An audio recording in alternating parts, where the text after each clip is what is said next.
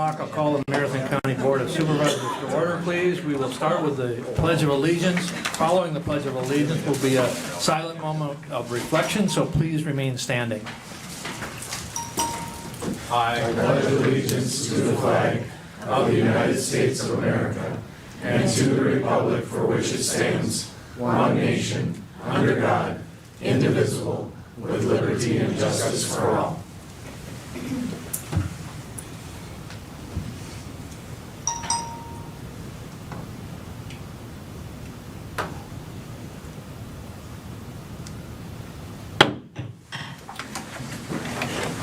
Thank you. We will proceed with the reading of the notice, please.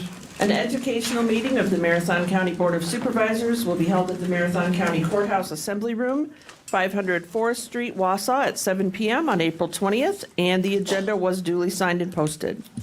Thank you. And I would like to request everyone please silence their cell phones and any other electronic devices or put them on vibrate as to not to be an interruption to the meeting. And I thank you for your indulgence. And we'll move on to roll call. I'd ask everyone please sign in.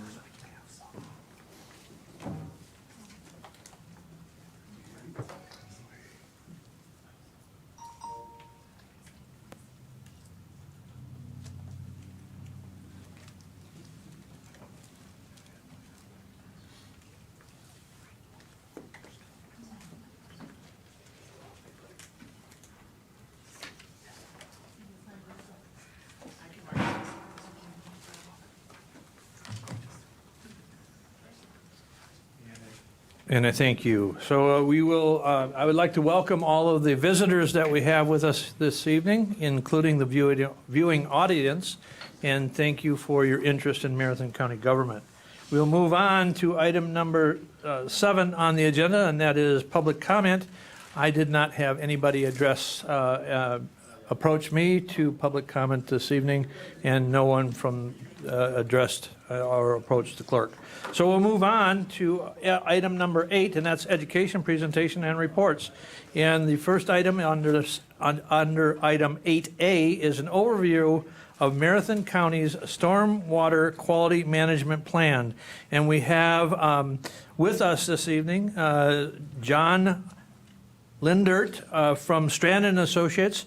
He is the individual that is going to be presenting the presentation. So, John, please.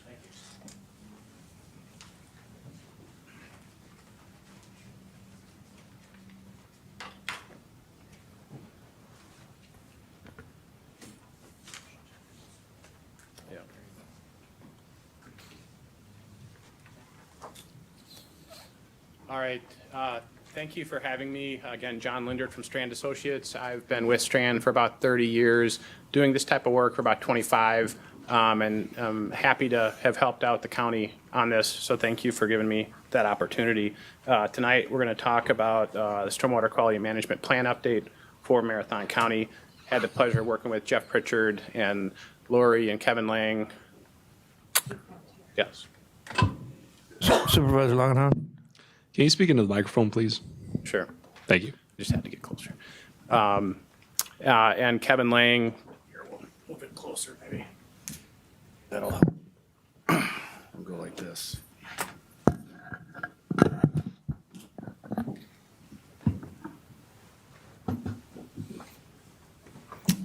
Okay. Over the last year and a half, and so we're going to talk to you today about some of those findings.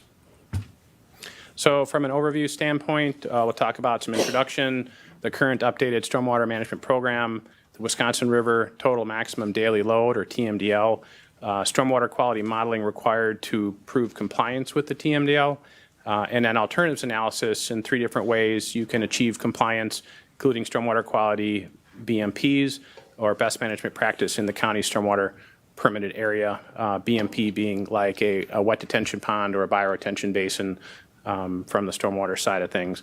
Talk a little bit about water quality trading and watershed adaptive management, a couple of alternative methods of compliance that the DNR has, and then some recommendations.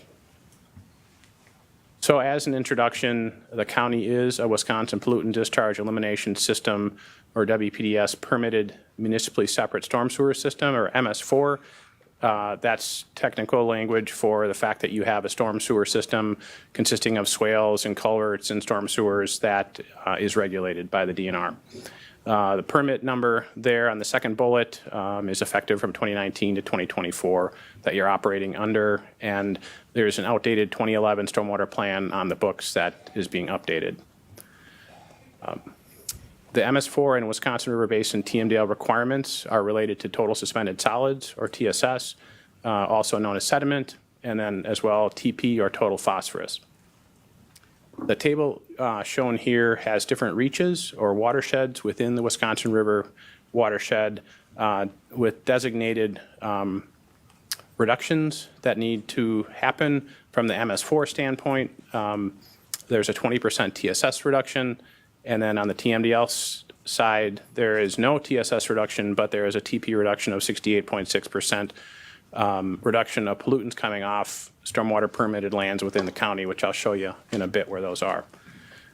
All of this is because the Wisconsin River is a 303D listed impaired water, requiring a TMDL to be developed by US EPA.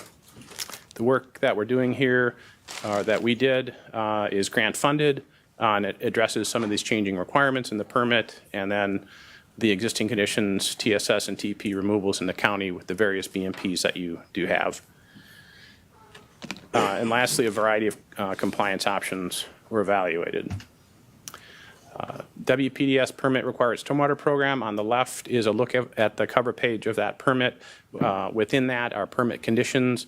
The ones that we are dealing with are in bold on the right, that were under task order 2001 that we have with the county, related to public education and involvement, illicit discharge detection and elimination, construction site pollutant control or erosion control, post-construction stormwater management or stormwater control, pollution prevention for some of the municipal operations that occur from the public works side of things, stormwater quality management related to the TMDL, and a storm sewer system map that has to be updated.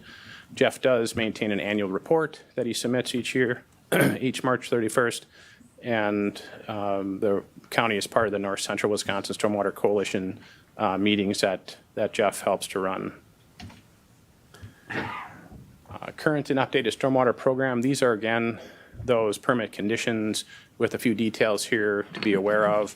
On the public education side of things, again, the North Central Wisconsin Stormwater Coalition, or NCWSC, takes care of a lot of that by buy-in from the various communities around Wausau area. They are governed, that's all set up through a memorandum of agreement, or MOA, and so that's a great program to continue with. Illicit discharge detection and elimination, or IDDE, requires annual inspection of outfalls, and we do have an updated outfall list in this stormwater report. Construction site pollutant control. We looked at the status of the Wausau area MS4s and how they're operating under that MOA, and so there's information in the report on that, and it's recommended to continue participation in that. Post-construction stormwater management, likewise, same type of thing, continue participation in that. One of the new requirements in the permit is maintenance of county BMPs. DNR's cracking down on that, or paying more attention to that. And so we have a program for doing that for the BMPs that you do have in the green box there, the 3 wet ponds and 3 biobasins, or bioretention basins. And then there's also a wet pond that affects your system in the town of Rib Mountain. So pollution prevention, next bullet, municipal operations. Also, the maintenance of these county BMPs falls under that as well. And then recommended to continue to track quantities of street sweeping, catch basin cleaning, de-icer and anti-icing usage in the winter, and staff training. We have forms and things for that in the report. And then we have what's called a stormwater pollution prevention plan at 2 municipal facilities, the county garage, and then the Parks Department just south of the Marathon County Park. Stormwater quality management it was required that wind slam modeling be completed, source loading and management model in a Windows environment, and alternatives analysis to meet those TMDL requirements.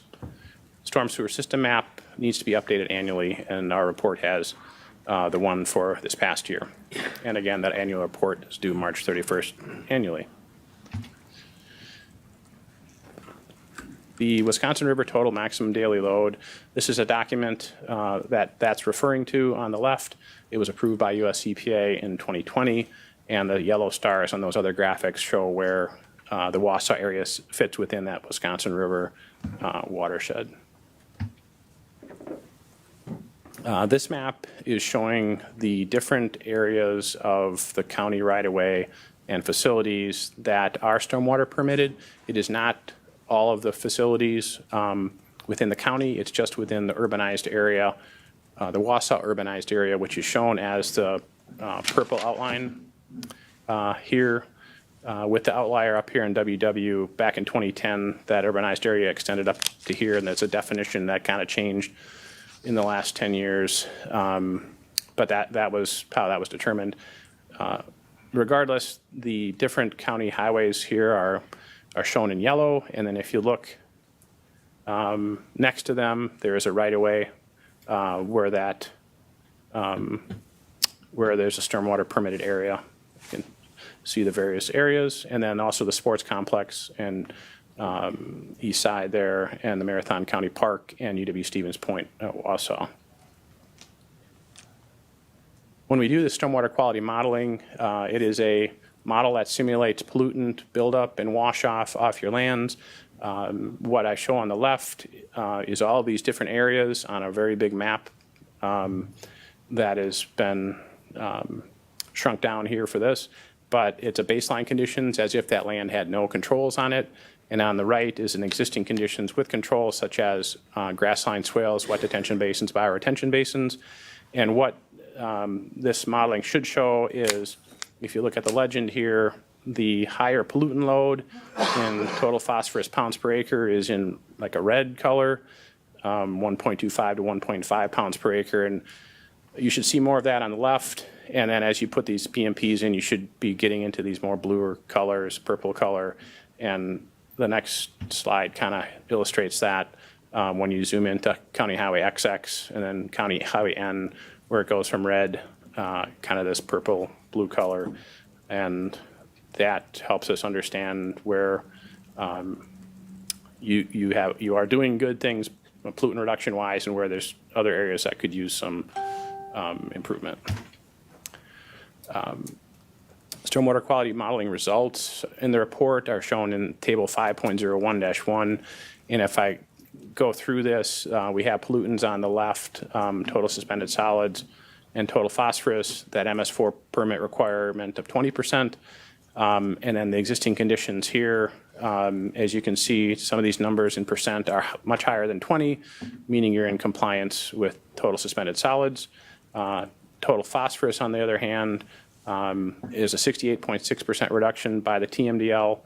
And you can see some of these numbers are over 68.6, but some namely Reach 154 is under, which creates a TMDL pollutant reduction gap of 29.4.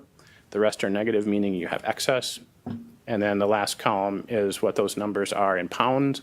And these are the pounds you need to then go after. It's a TMDL pollutant reduction gap in pounds, 42.7 pounds. And the DNR allows you to trade from upstream reaches to downstream reaches internally. And so these are the tradable pounds down to Reach 154. So it's 9.2 pounds, making that more like 33.5, which is a good thing. And back to that BMP maintenance program, DNR requires this per the permit that you're under. There was really no program for that, and now there has to be. So every year on those basically 6 best management practices, there's to be an inspection documented, and then every 5 years, a certification by a qualified professional that BMP is operating as originally designed, so it continues to improve water quality and doesn't just fill up with sediment and lose its function.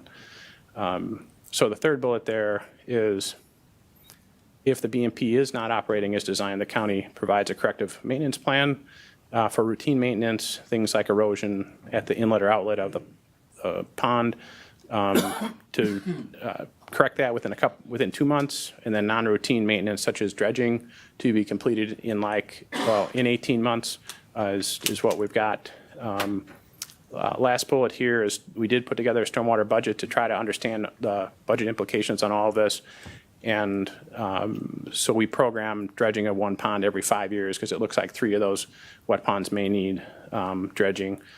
So the first project, we looked at programming dredging design in 2027 and construction in 2028. So there's more details in the report on that.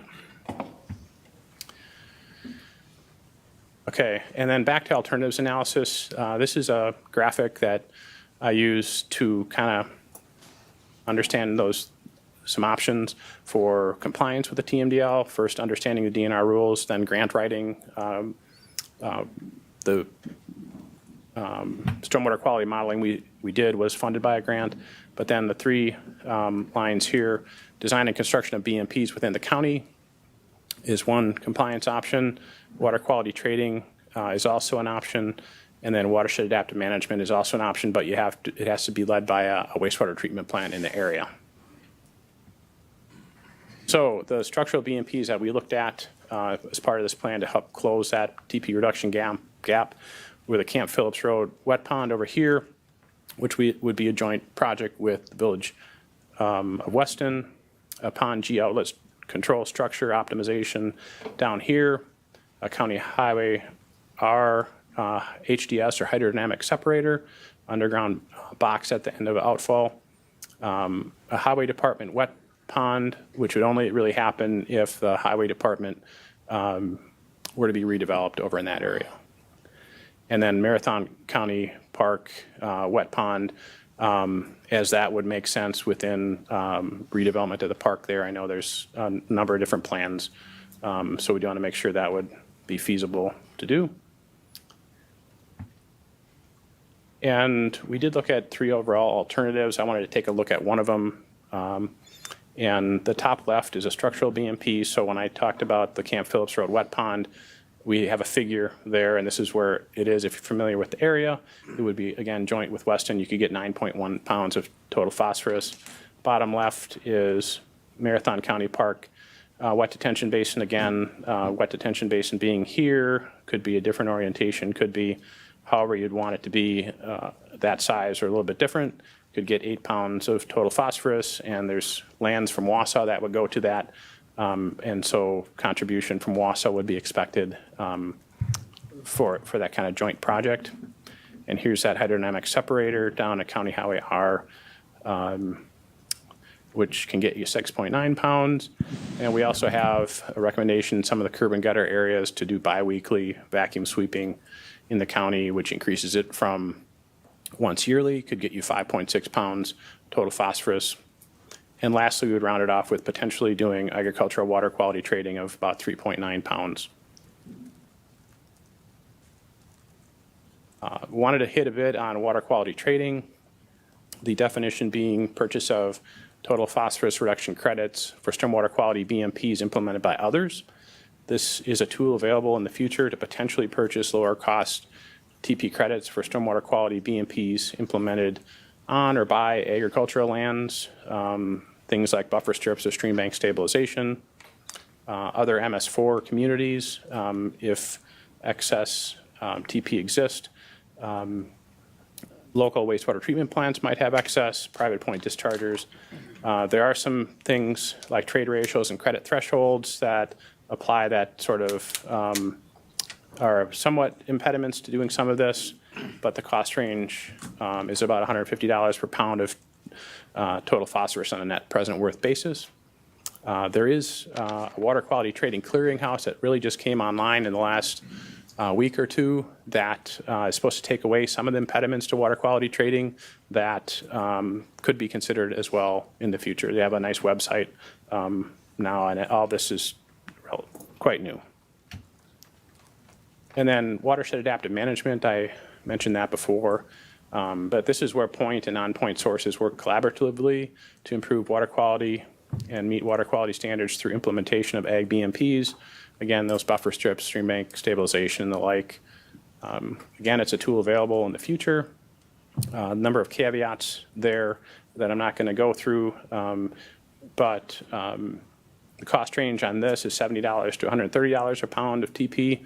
And it should be noted that there is no current watershed adaptive management effort in the area that Rib Mountain or Wausau wastewater treatment plant are initiating. So it's really not an option at this point, but could materialize potentially in the future. An example of this, though, is in the Madison area is what they call Yahara Winds, where the buy-in is $50 to $60 a pound TP for MS4s. And Madison Met administers the program. Dane County is a broker for ag BMPs with the farmers, and then USGS provides water quality monitoring. So when we look at this alternatives analysis, how do we package some of this stuff up to help you get in compliance with the TMDL? And I guess I'm going to look at the bottom first. There's alternative 1, 2, and 3. There's structural BMPs that we talked about. And we have, in alternative 1, we have 5 of those. Alternative 2 and 3 have 3. The increased street sweeping frequency we have in 1 and 2, but not 3. And then water quality trading with ag lands. We don't have an alternative 1, but we do have it in alternatives 2 and 3. And so you mix and match some of this stuff when we do this. And then you look at the total 20-year net present worth. And you can see how that changes between 1, 2, and 3 from 2.3 million to 1.2. And then the dollars per pound TP removed from almost $2,500 to about $1,300. And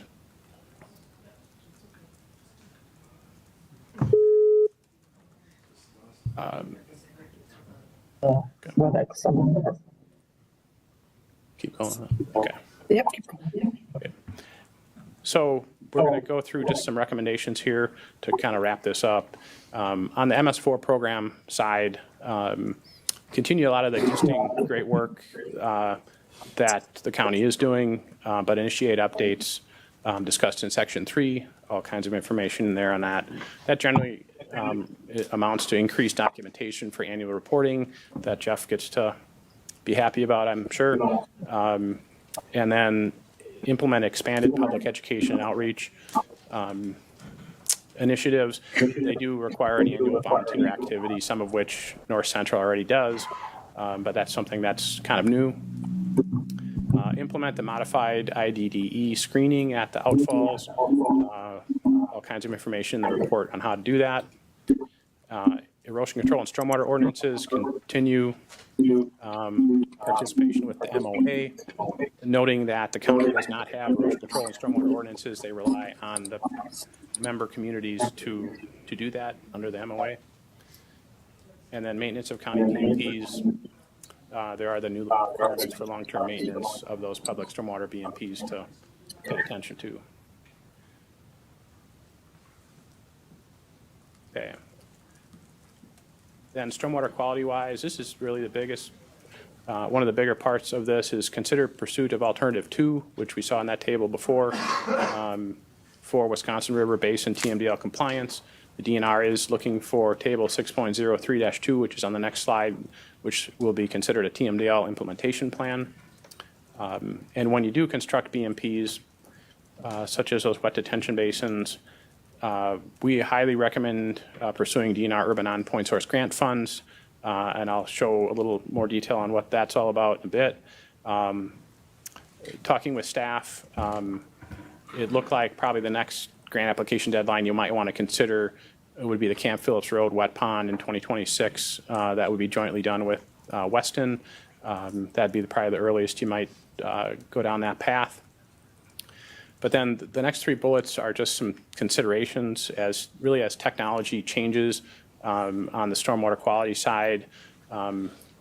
We keep track of that, and we'll help the county stay apprised of some of that. But you should consider enhanced phosphorus reduction through chemical treatment of proposed wet ponds, or what's called iron-enhanced sand filters around proposed pond edges. DNR hasn't quite caught up to some of the research that's out there, So typically you want to wait till there's technical standards from the DNR that gives you credit for some of these things. But really what chemical treatment does is it takes out the dissolved phosphorus that's in stormwater. Wet ponds only take out the non-dissolved fraction of that. So it's just another technology that's out there to consider down the line. The second bullet there was track DNR standard oversight committee for the dry pond technical standards. Gives another potential option if it fits a location. And then lastly, consider officially mapping proposed wet pond locations to preserve them for future implementation. That would probably be the Camp Phillips Road location. Sometimes that land goes out or gets purchased by somebody else and no longer becomes an option, so it's something to consider. And then water quality trading, further investigate opportunities with Rib Mountain and Wausau treatment plants and private point dischargers to the extent that there's an opportunity there. And then further investigate the water quality trading clearinghouse, which is now up and running, I should say. And then watershed adaptive management, if it materializes in the future, reanalyze the county's position at that time. Stream bank erosion, discretionarily pursue stream bank restoration projects. DNR does give non-numeric credit for that if there is a project that makes sense for you. And then this wind slam modeling that we talked about, we recommend updating every 5 years or so as BMPs come in since the date of the report that we've done. I talked about table 603-2. This is a long-term look at how you might implement these BMPs. And the bottom table is really what you want to pay attention to start. That gap we talked about of 42.7 pounds. The DNR permit requires you to close 10% of that by 2030, which is 4.3 pounds. We think the best way to do that is to do this internal county water quality trade up here with 9.2 pounds, which should really help get you there for 2030, and then implement these other BMPs over time as it makes sense for the county and jointly with Wausau and or Weston. One caveat that we have in this table is it says if projects do not come to fruition, pursue other comparable project or additional agricultural water quality trading. And so there's some flexibility built into this table that if things don't pan out the way this table shows. Okay, last slide. Potential TMDL implementation next steps. Provide the formal request to DNR for internal water quality trade of 9.2 pounds total phosphorus. That can happen at any time after this meeting. Coordinate with Weston, Wausau, and Stettin on future plan for implementation of stormwater quality BMPs requiring collaboration amongst communities. And then consider jointly pursuing grant opportunities with those communities for design and construction of those BMPs. As I stated previously, consider the feasibility of stormwater quality BMP at Marathon County Park, considering the different interests there, I guess. And then lastly, develop an internal plan for operational activities tracking and maintenance / inspection procedures that Jeff and Kevin will be working on after this meeting. And then these funding opportunities that we talked about, really the first one there was the planning grant that's funding this plan. And then the construction grant helps with then implementation of some of these BMPs. You can get a maximum of $150,000 and then $50,000 additional if property acquisition is needed, kind of like at that Camp Phillips Road project. So with that was a whirlwind tour of stormwater quality, and believe me, that's not all the details. With that, I open it up for questions. Questions for John?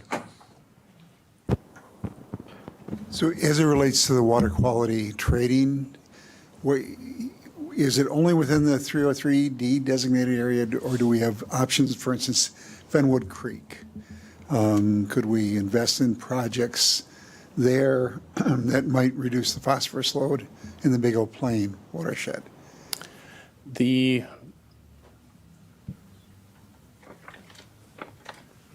Fenwood Creek, as I understand it, was being funded by a grant, but then also being funded through like treatment plants trying to get credits out there through the multi-discharger variance.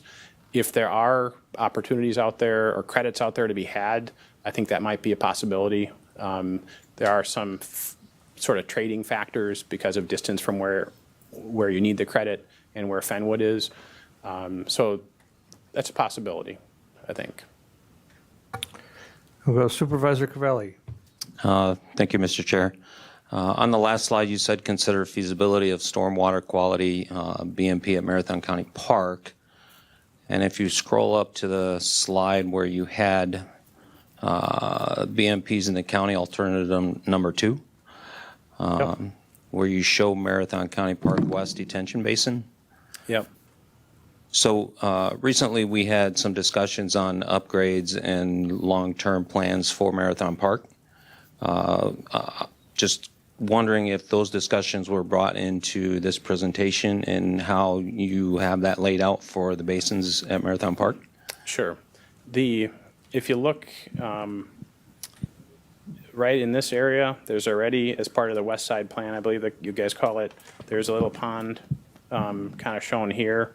And we were trying to get a certain level of TP control, and so these yellow lines here, if you guys see that, is kind of what that pond could look like. It's somewhat rectangular in nature, but it could be more curvy, if you will. It could be a different size. If it's smaller, you would get less TP reduction. If it's larger, you get a little bit more.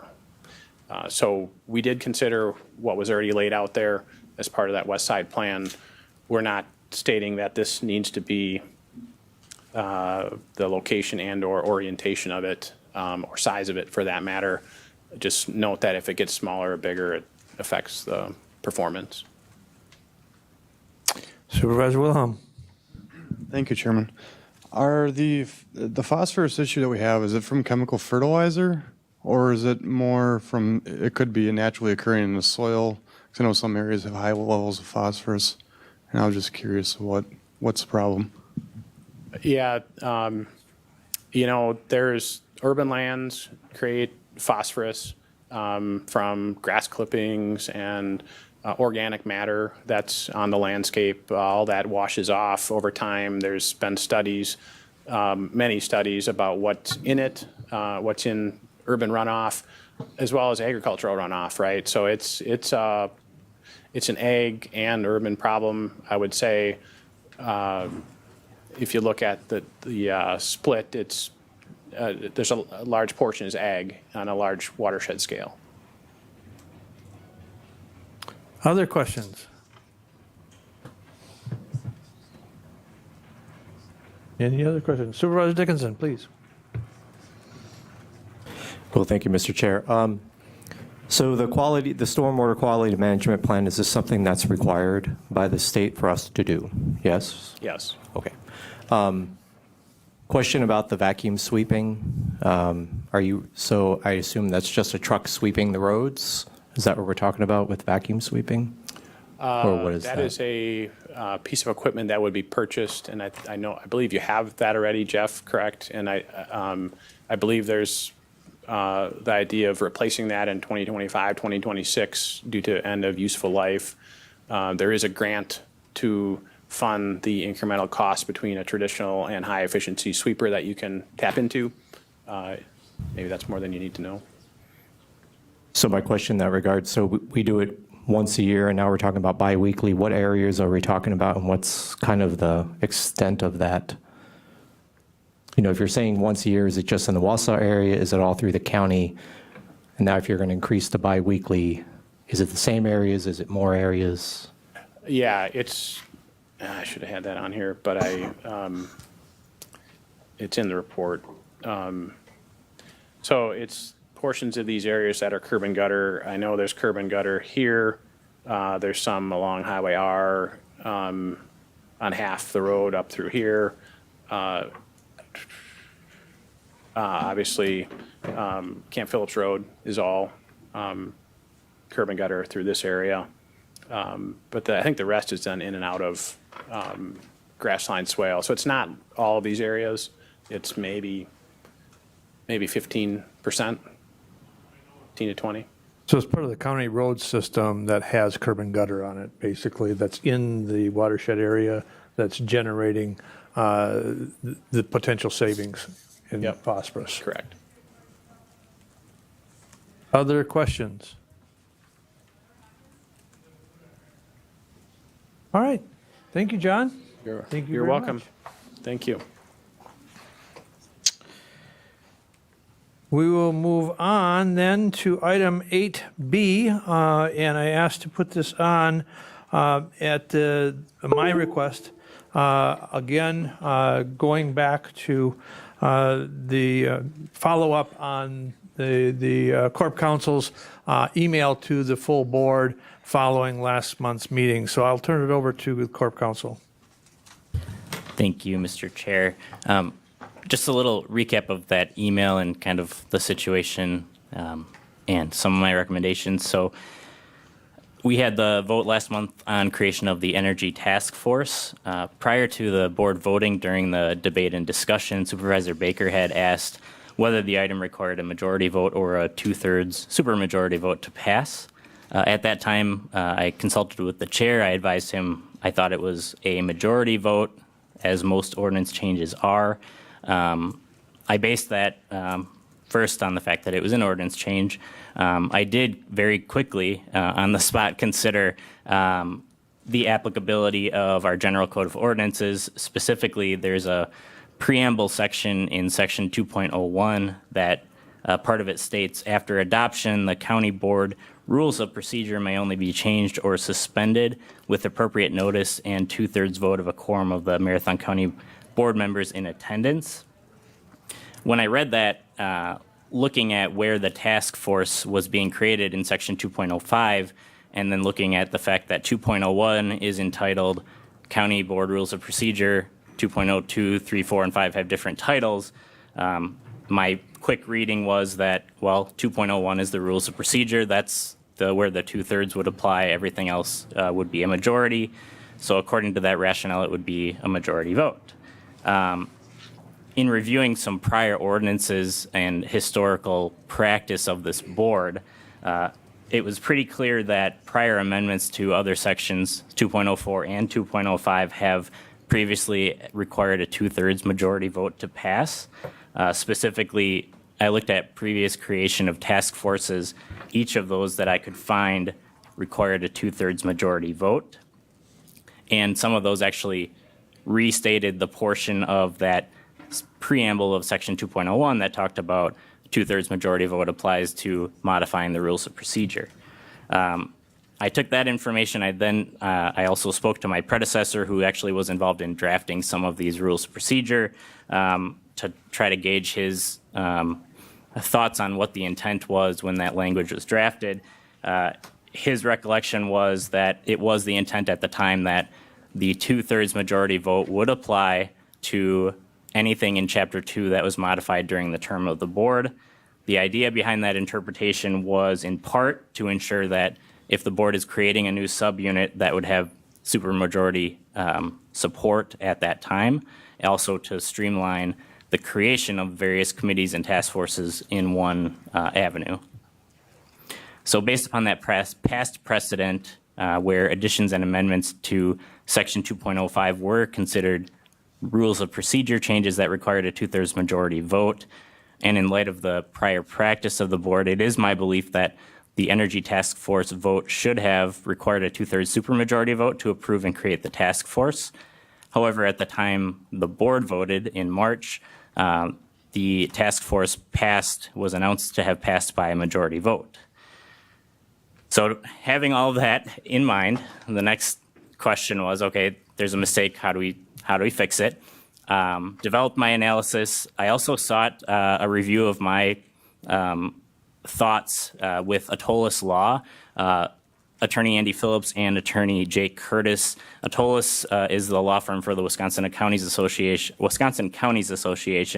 Andy and Jake are some of the top parliamentary minds in Wisconsin, I would say. They gave me a pretty thorough written explanation and opinion, which was very consistent with my analysis as well. And they emphasized, first of all, it's a really close call given the ambiguity of the language in our rules. So one thing that I think should definitely come from this discussion is when we get to rules review later this year, we should look at the preamble to section 2.01 and make it clear. Right now, it's not clear the way it's written whether the 2/3 majority vote applies to section 2.01 or all of chapter 2. If we just change it to say what we want it to say, makes it easier for those of us who are trying to interpret it on the fly. A few other things that Atolis confirmed was, okay, if you have ambiguity, it's appropriate to look at past practice and interpretation. And in Marathon County, the past practice and interpretation was to apply the 2/3 majority vote requirement to task force creation. So Atolis recommended the board certainly should be apprised of this interpretation and of options to proceed, which I also thought was appropriate. So I have a few recommendations that Atolis also recommends, and I'm passing those along to you.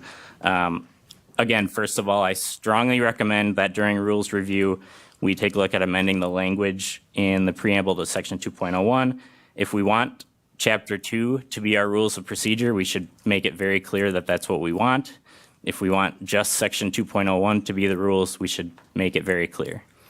Second, a member of the prevailing side on the Energy Task Force vote, which was the aye side of the vote, given that the chair announced that the ayes prevailed and the ruling wasn't challenged in March, can move on Tuesday to reconsider the board's action in creating the Energy Task Force. The purpose of the motion to reconsider under Robert's rules is to permit correction of hasty, ill-advised, or erroneous action, or to take into account added information of a changed situation that has developed since the taking of the vote. I think that applies here, and I actually strongly recommend that the prevailing side of that vote consider making the motion given the incorrect application of our rules of procedure at the initial vote that resulted in the passage of an amendment to an ordinance without the required 2/3 vote. Atolis law supported that analysis. If a motion to reconsider is adopted by a majority vote of the board, then the question comes back to the board to vote on the Energy Task Force, just like it voted last month. But then the 2/3 majority vote rule would apply instead of the majority rule that we applied last month. If the board chooses either not to make a motion to reconsider or votes against moving to reconsider, we'd be left with a situation where there was an affirmative vote to create a task force, but the incorrect voting threshold was applied. So since the 2/3 majority vote requirement is a procedure rule of our board, and because the passage was not appealed at the original meeting, we basically have on our books and in our code of ordinances an ordinance that wasn't passed with the right vote threshold in mind. I think regardless of where you fall on the issue of whether the task force is a good idea, if it's not created with the appropriate procedure or if it fails due to the appropriate procedure, the procedure itself is flawed. I think that opens us up to some issues. That's why I recommend strongly to consider that motion to reconsider. As a legislative body, we can't just reverse the announced result of the vote without some action of the board, which is why I think the motion to reconsider is the most appropriate procedural posture to take. And then I just want to end by saying I apologize to the board, to Chair Gibbs, and certainly to Supervisor Baker. My intent wasn't to add another item to your plate this month, especially with everything else that you're doing. As you know, sometimes on the spot, trying to decipher what our rules mean, it's a little more difficult when they're a little ambiguous. But I'm glad I had the opportunity to look into this and have my analysis confirmed by outside counsel. That's my recommendation. You can take that as you will. It will be agendized for action on Tuesday, and then the will of the board will take us through. So that's my update. Any questions on that recommendation and analysis of where we're at and where we stand on the reconsideration of the Energy Task Force creation? Supervisor Gisselman. Yes, thank you, Mr. Chair. When with 2.01 specifically refers to the 2/3, and 2.02 also has that section with regards to 2/3 with regard to with regard to the budget. Why was it, in your understanding of that blanket with regard to why was that a part of 2.02? To me, that indicates that each of those sections, 2.01 and 2.02, with regard to a 2/3, but the rules don't. That 2/3 rule, in my view, doesn't apply to the rest of the rules, because that's specifically identified in 2.01 and 2.02. If it wasn't in the financial section, why is it there? Why with that kind of understanding, why was there a need then to have it in 2.02? I think that's a good question, and I think, first of all, that kind of points us to the fact that the way 2.01's preamble is written is ambiguous. So if you put 10 people in a room, you might have 5 people thinking one thing and 5 people thinking another thing. Looking at 2.02, the 2/3 majority vote requirement in 2.02 is very specific to specific votes that the board is taking regarding non-budgeted appropriations. The preamble of 2.01 is set out to encompass all of the county board's rules of procedure, not just a single type of vote, and it is set out to apply to any of the county board rules that would be changed during the term. So I don't think the two existences of a 2/3 majority vote make the application of that preamble to the entire Chapter 2 exclusive. I think the other piece is that when you look at Robert's Rules and what it says about bylaws, and the county board here in Marathon County hasn't designated a specific set of bylaws, but bylaws generally are the rules governing how a body proceeds. Certainly, such as Section 2.04 of our county code, which talks about how standing committees proceed, and 2.05, where the task force would live. That's, in my estimation, rules of procedure in that they outline how those bodies are to move forward. So my understanding is that when the preamble to 2.01 was originally written, 2.02, 3, 4, and 5, and 6 didn't exist.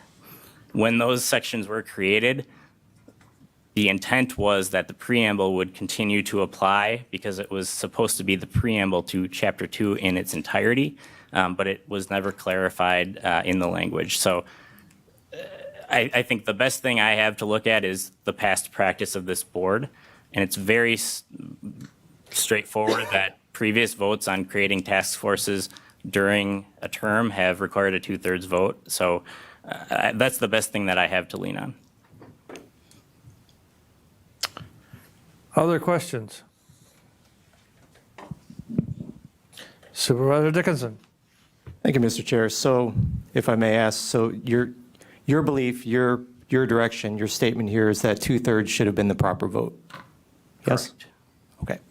So in your judgment, is the will of the board being served as the vote is now if the prevailing vote is a majority vote?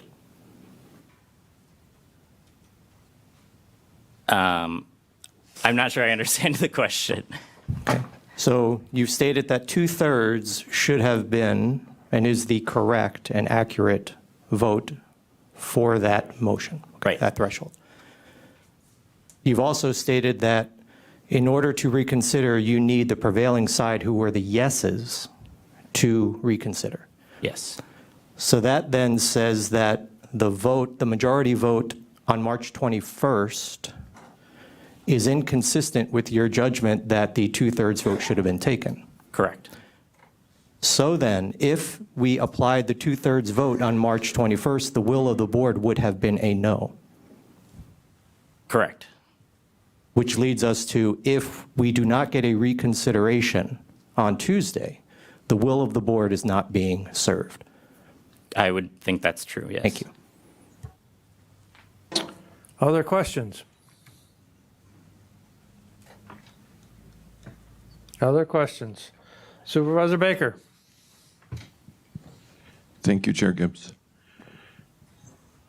So have you found precedents that says you can say that the losing side is actually the prevailing side, even though the prevailing side was the noes? Not any case law in Wisconsin, because this thankfully isn't something that comes up a lot.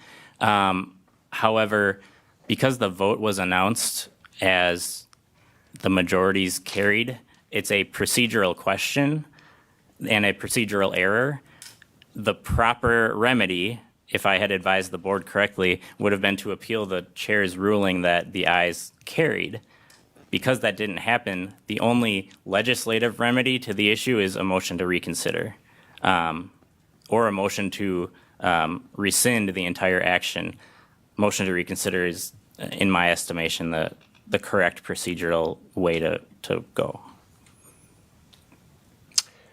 Supervisor Stravinsky? Thank you, thank you, Chairman. So if we have a situation where there is not a motion to reconsider and the existing actions from the previous meeting stand, is that ordinance then subject to some type of legal jeopardy, that any action that we take based on that then questionable? Probably. Other questions? I should say, I can't say for sure, because a court looking at this could say, well, it's not ambiguous. It was a majority vote because that's what the language said. So a court could completely disagree with what I'm saying. I don't think so, though. I think a court would look at past practice of the board. And in that case, if this board has relied on actions that the Energy Task Force took, we could have some issues. The only other thing I think I would say is that the Energy Task Force has, the way the charter of the Energy Task Force was written, simply is recommendations to this board and not any definitive action that the task force can do. So the task force has no authority to change any policy, because only bringing back its recommendations and its report to this board subsequently is the board's decision to implement or not implement, or adopt or not adopt its recommendations. Supervisor Baker. Thank you, Chair Gibbs. I would respectfully disagree with that, because the vote to enact the task force required two-thirds majority.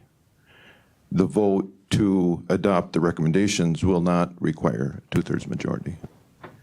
So in essence, by doing that, you're changing the rules basically by doing what you just said. Thank you. Okay, other discussion? Supervisor Gisselman. Past practice doesn't, thank you. Past practice doesn't necessarily mean that it becomes the rule of the body. I mean, it's not a preamble. It's just 2.01 with regards to the two-thirds, and 2.02. Past practices of the body doesn't necessarily mean that is the. Maybe I'm not understanding this correctly, but the past practices does the past practices of the body in essence form a certain unwritten law rule that we have to abide by, as opposed to what the rule in?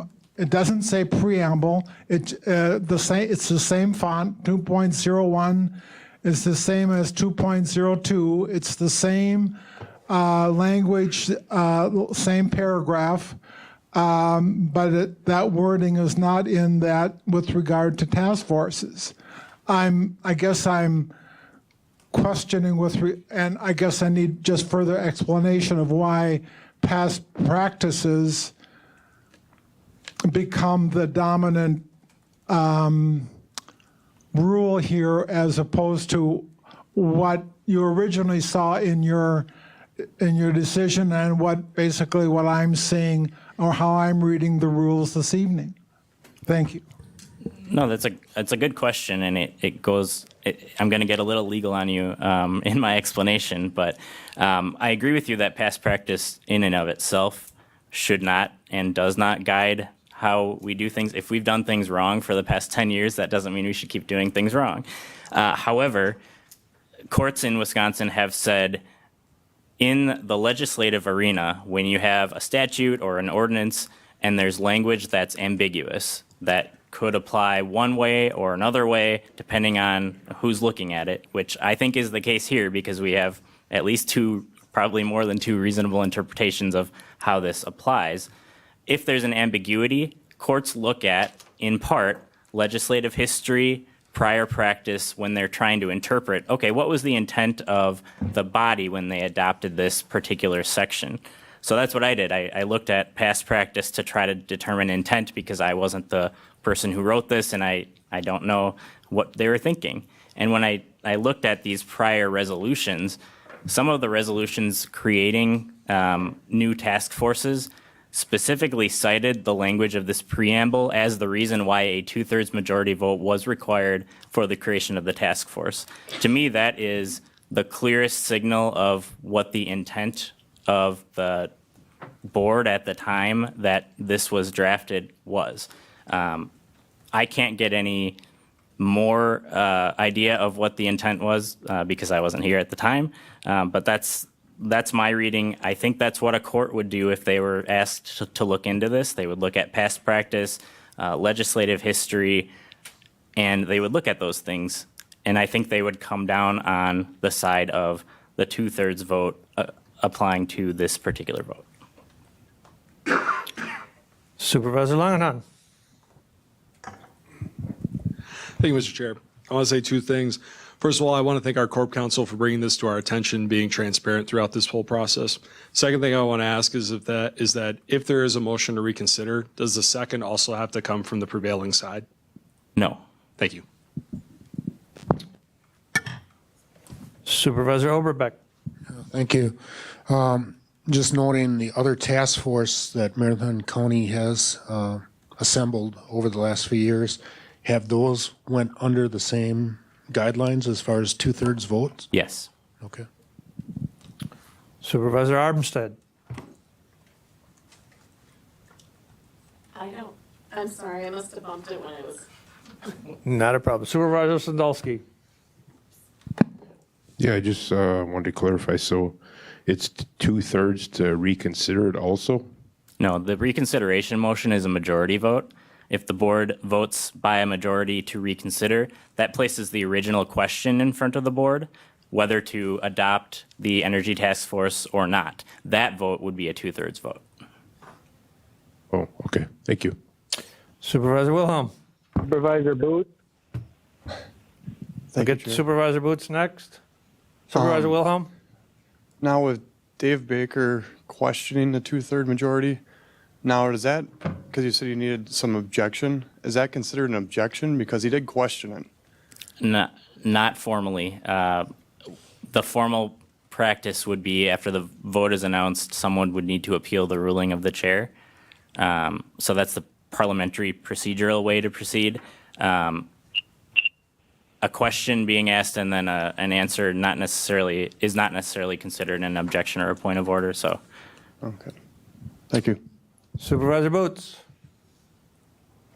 I will be, just a comment, I will be bringing forward that to bring it back forward onto the full board because per council, so that we meet our current standard. So I just want that out there so we can stop arguing about it. Any further discussion?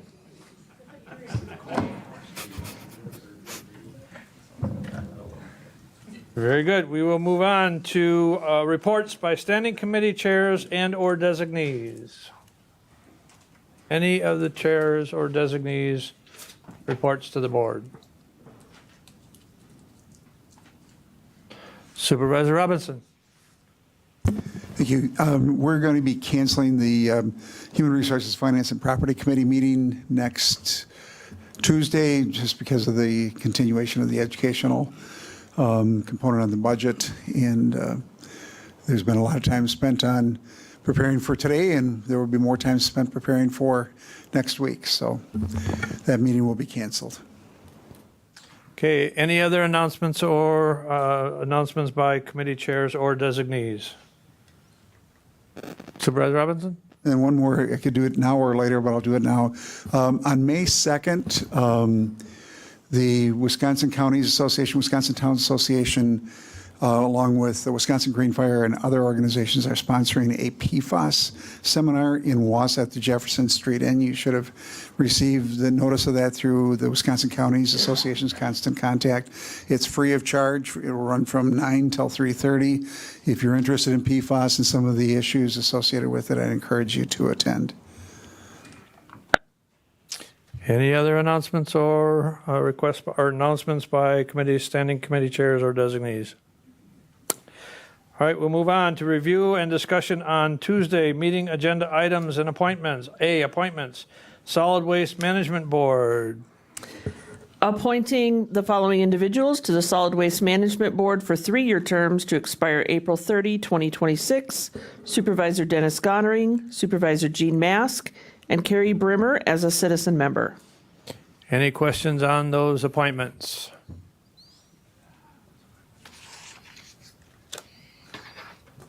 Okay, moving on to item 9A2, Highway Safety Commission. Appointing Doug Schemmel as a citizen member and Alex Yeedy as an attorney member to the Marathon County Highway Safety Commission for indefinite terms. Any questions?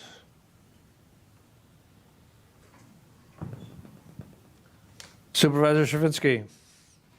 Just a question. The previous one had defined terms, and this is an indefinite term. Why would we have something that's not defined?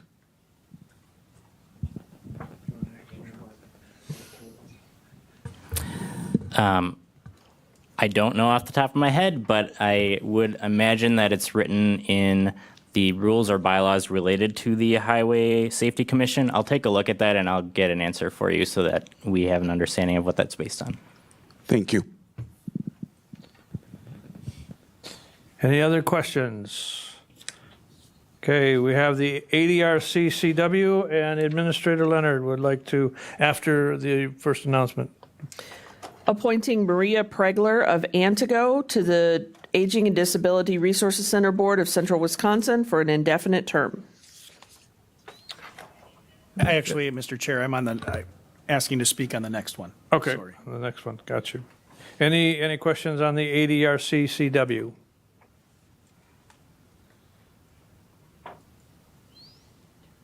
Okay, the next one will be item 9A for North Central Community Action Program Board. Appointing Francisco Guerrero of 625 Stewart Avenue, Wausau, as the Marathon County representative on the North Central Community Action Program Board of Directors for an indefinite term to replace Yi Lang Yang. And now, Administrator Leonard, please. Thank you, Mr. Chair, and I apologize, Kim, I could have interrupted and you wouldn't have had to read that. That actually isn't before this, it's not going to be before this board for action.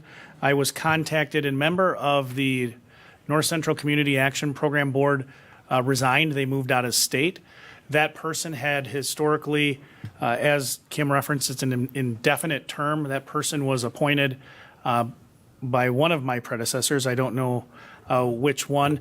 But your board rules require that one Marathon County board member serve on that board. There has not been one for some time, so that Mr. Guerrero actually is going to be put on the board by the executive director. She has the ability to do that through her board. So after reading through the rules, I am looking for if there's a board member that is interested in serving on the North Central Community Action Program Board. I would ask that they reach out to me. It's in your board rules with respect to the work that they do. They are also one of the nonprofits that you support annually through your budget. Your appointment would coincide with your term on the board, as opposed to being an indefinite term. And the last thing I'll say is one of the requirements you'd have based on service is to make an annual report. Again, this is based on your rules. Make an annual report to the Health and Human Services Committee with respect to the actions of the North Central Community Action Program Board. Okay, Supervisor Zhang. Thank you, Mr. Chairman. I don't know if you can hear me, but the correct name is Yi and then L-E-N-G, not Lang, but Ling. Just want to correct that. Thank you. Any other discussion? Okay, we'll move on to ordinances. The Town of Reed rezone. John Shumaski. Ordinance 11-23. Any questions? And it's a rezone.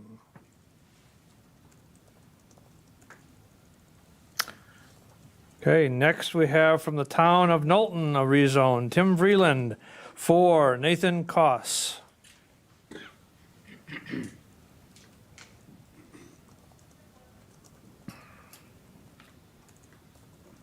And next we have item 9B3 from the Town of Spencer, a rezone.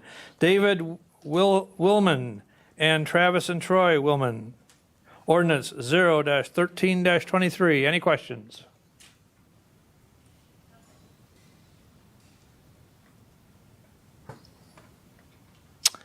And next we have item 9B4 from the Town of McMillan, a rezone. Larry Shower. Ordinance 0-14-23. Any questions?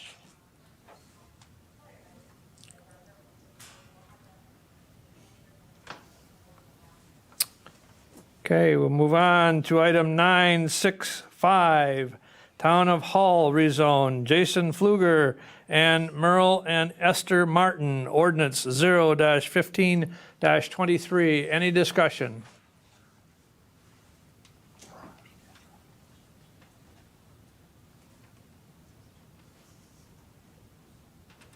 Any discussion?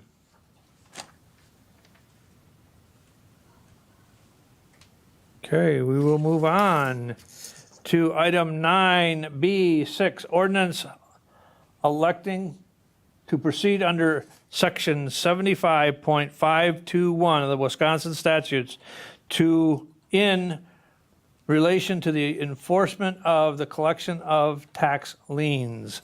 Ordinance 0-16-23.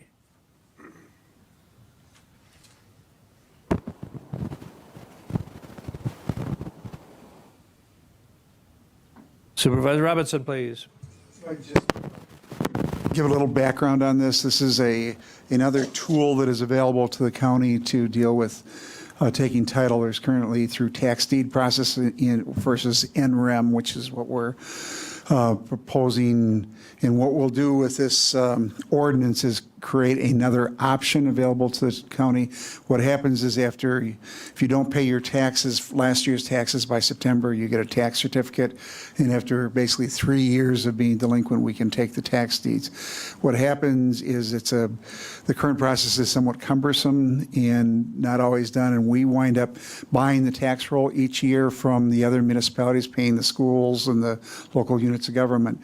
This would at least allow us to consider that process, which many other counties are moving to going forward, and hopefully it will reduce some of our backlog of about 400 tax delinquent properties in the county. And we hope that ultimately the people pay their back taxes, but if they don't, this protects the county's interest. Any other discussion, any other questions? Okay, we'll move on to resolutions. Executive Committee updates to the Marathon County Strategic Plan, Resolution 16-23. Supervisor Sandalski. Yeah, I had some questions on that on, excuse me, on the 3.7, number one, by December 31st, 2024, then the number of Chapter 51 emergency detentions in Marathon County will decrease. Is that like your EMS and fire, like your locations in that? Is that the reduction in that? The Corp Counsel will answer the question, Yep. please. So 5115 detentions are detentions of folks who suffer from a mental illness and they've exhibited some type of dangerous behavior that requires them to be immediately confined to an inpatient psychiatric facility. So that's what 5115 refers to. Okay, thank you. And then I had another one too on the, it was 5.2F for the acquire land for a public park and forest use to retain natural landscapes and resource. I'm not in favor of that because right now I was looking in the county records online there. Right now we have 30,674 acres in woodland, and we got another 3,800 acres in 18 parks. I think we have a sufficient amount of, which is good, having the parks for recreation and the woodland for hunting and other recreation. But I don't think we need to take more property off the tax rolls and away from the private citizens. That's all I got. Thank you. Supervisor Marash. Thank you, Mr. Chair. So I have a couple questions. It says for the resolution 16-23 that this was to go through 2027 for 2023 through 2027. Is that correct? Or am I looking at something? So it says, now therefore be it resolved on the bottom one, that the Board of Supervisors in the County of Marathon does hereby adopt the additions and changes to the Marathon County Strategic Plan to serve as an updated strategic plan and policy document for 2023 through 2027. Is that correct? Corp Counsel. That is what it says. I don't know if that's correct. I don't think that's correct. Okay. I believe the intent of the executive committee was to, this is to create a new 5-year window for the strategic plan. Administrator Leonard? And feel free to disagree with me. You are the board, will affect your will, but all of your outcome measures, they all stop at December 31st, 2024. Correct. So then that goes with my next question. So I agree with Supervisor Sandalski about 5.2F, acquiring land for public use. A lot of our land that we acquire for public use is we get through the Knowles Nelson Stewardship Fund. And right now that's accumulated to $452,995,930 of debt for the state that it costs the taxpayers. So having it say that we will acquire 322 acres per year, that's the problem I have with it, is the word will. I understand the reasoning. If property becomes available that's next to property we already own, that we would be able to acquire that. I understand that and am in favor of that. But just the verbiage of having it say will is the part I have a problem with. Moving on, for 10.10, create an innovative atmosphere to foster an entrepreneurial supportive environment. The outcome measures 1 and 2 both have ended December 31st of 2022. So I was curious as to why they were still listed in there, and that only leaves 1 left. And then 12.3, promote cost-effective, high-quality public services. The outcome measures 1, 2, and 3 are all complete, which only leaves 1, and I was curious if that was really the only one we had left, or if something was left out. Thank you.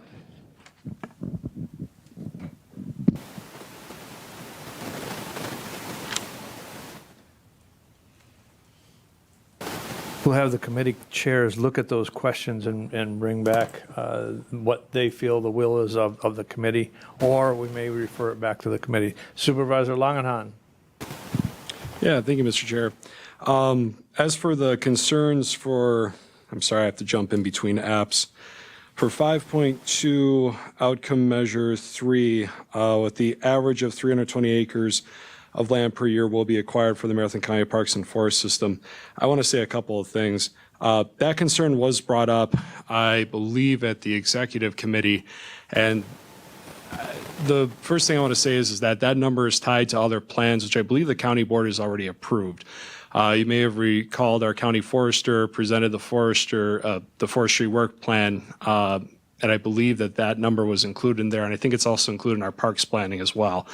As far as the word will, I'm certainly open to wordsmithing. I can understand that may give off the impression that the county is a bunch of nefarious land barons, which we're not. It's just that in the interest of somebody wants to conserve their land, if they want to get rid of a piece of land and they'd like it to stay in conservation, I think something like this gives that property owner some sort of flexibility to provide that land to the county, to be good stewards of that land, and also for the county to potentially enhance the public land that it has available. So like I said, I'm open to the wordsmithing, of course, but this was also brought up numerous times at the committee level as well. Thank you.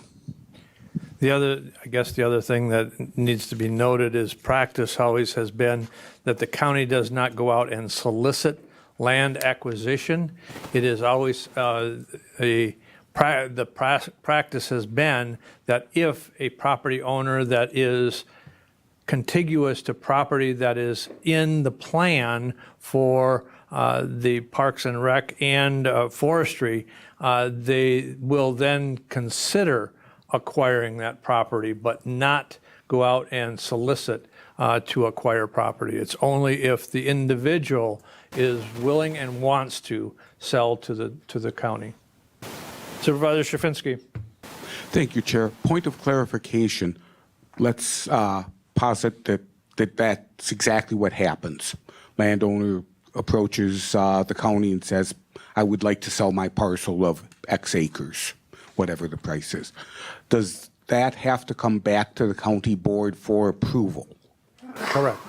As does the application to the Knowles Nelson Stewardship Fund. So the county board still has 2 more opportunities to reject the offer to purchase, if there ever is an offer to purchase with a potential to turn down the purchase request. Thank you. Any other discussion?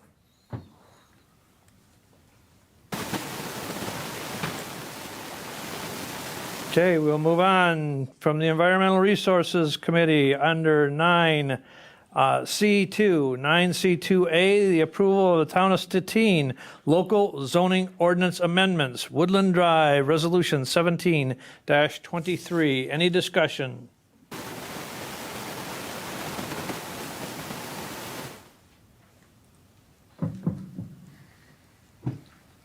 Okay, again, item 9C, 2B, approval of the Town of Stettin local zoning ordinance amendment, 136th Avenue, Resolution 18-23. Any discussion?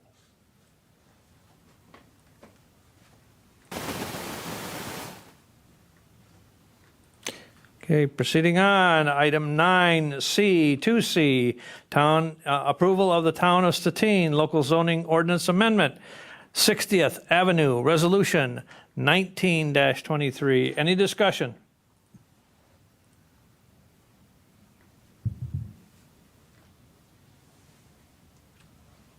And moving on, item 9C, 2D, approval of the Town of Stettin Local Zoning Ordinance Amendment, Stettin Drive, Resolution 20-23. Any questions?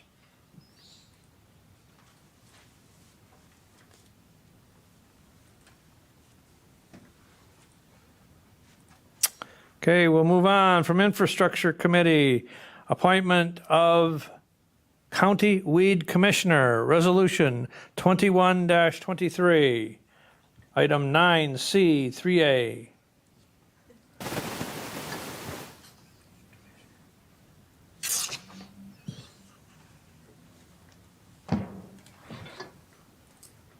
Moving on from Human Resources, Finance and Property Committee, item 9C, 4A, support of an operational plan for future use of Lakeview Campus, Drive Campus A and B buildings, Resolution 22-23. And I will turn it over to Administrator Leonard, please. Thank you, Mr. Chair, and thank you, everyone. So this is beginning on page 138 of your packet is the resolution. But I wanted to take just a couple minutes and thank you, Chris, for handing out a very large piece of paper to every one of you with the images that are in your packet. But just for a little bit of context, why are we here? Really, we're seeking continued direction from the board. Staff are seeking continued direction relative to that Lakeview Drive campus renovation that we've talked a number of times about at this committee, and at the board level, at numerous committees, and I made reference to it earlier this afternoon. So context, in 2018, we really began this process with a number of goals, both for North Central Healthcare. Their CEO at the time laid out for the board a number of goals from the North Central Healthcare perspective, but also from the county. And I want to talk just a little bit about those county goals and how this plan relates to them. The first of those goals was really improving service delivery, and the second one was taking advantage of space that through the renovation on the Lakeview Drive campus that North Central would be vacating. So when I talk about improved service delivery, I want to talk about this idea of moving toward a focus of a single human service campus approach. And again, it's actually in line with our presentation earlier. Christy talked about the various services, where our money comes in and where it goes, and how human services spending is one of those primary responsibilities of county governments. We're a little bit unique, Marathon County, in that we have a social services department, we have a health department, and we have North Central Healthcare, which is really a multi-county community services program department. So think of that as behavioral health. In the vast majority of counties in the state of Wisconsin, those things are housed under one roof, under a health and human services model. We have had the health department located on the Lakeview Drive campus, but social services and veteran services have been located off of it. Similarly, Aging Disability Resource Center services are normally underneath that health and human services single campus model. So our focus through this renovation process, one of them is really to look at our opportunity to pursue that. And you'll see from the document in front of you and from within your packet, I think we make some real substantial strides in moving in that direction, consistent with the board's actions and directives back from that initial discussion of this master plan that moved then into construction down at that campus. So the process or the parcel that we're talking about really in the drawing is within that red box. That's A and B, the red box on page 140 or that back side of the document that you have.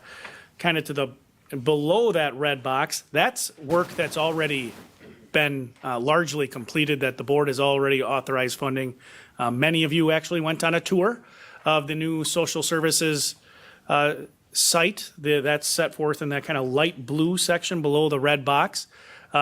That move from Thomas Street to that location has been fully accomplished. Similarly, you'll see that We have additional areas that are being renovated. We walked through with a number of you the conference center space that's set forth in that purple area. But it is moving towards that human services, health and human services campus approach. So you'll see within the red box, I want to talk just briefly about what some of that may look like under our proposed plan. You'll see the ADRC currently located on Stewart Avenue. Our plan calls for them to have a space renovated on that campus. And just for a little bit of context, for those of you that don't know, they used to be on that campus. And again, in the vast majority of counties, those things are under that single roof. We've had very productive conversations with the ADRC. Similarly, you'll see that within that space, Veterans Services is located kind of in that, in the middle of that green, in the red box, in the purple area. Again, moving to that single campus approach. But we also are locating a number of other departments there. And really that speaks to the second goal that the county board laid out in that initial master plan discussion. And that's to really take advantage of that North Central Healthcare vacated space as the construction project moved forward and North Central occupied some new buildings. And in my estimation, like I said, I think this plan delivers on each of those large goals that the county talked about.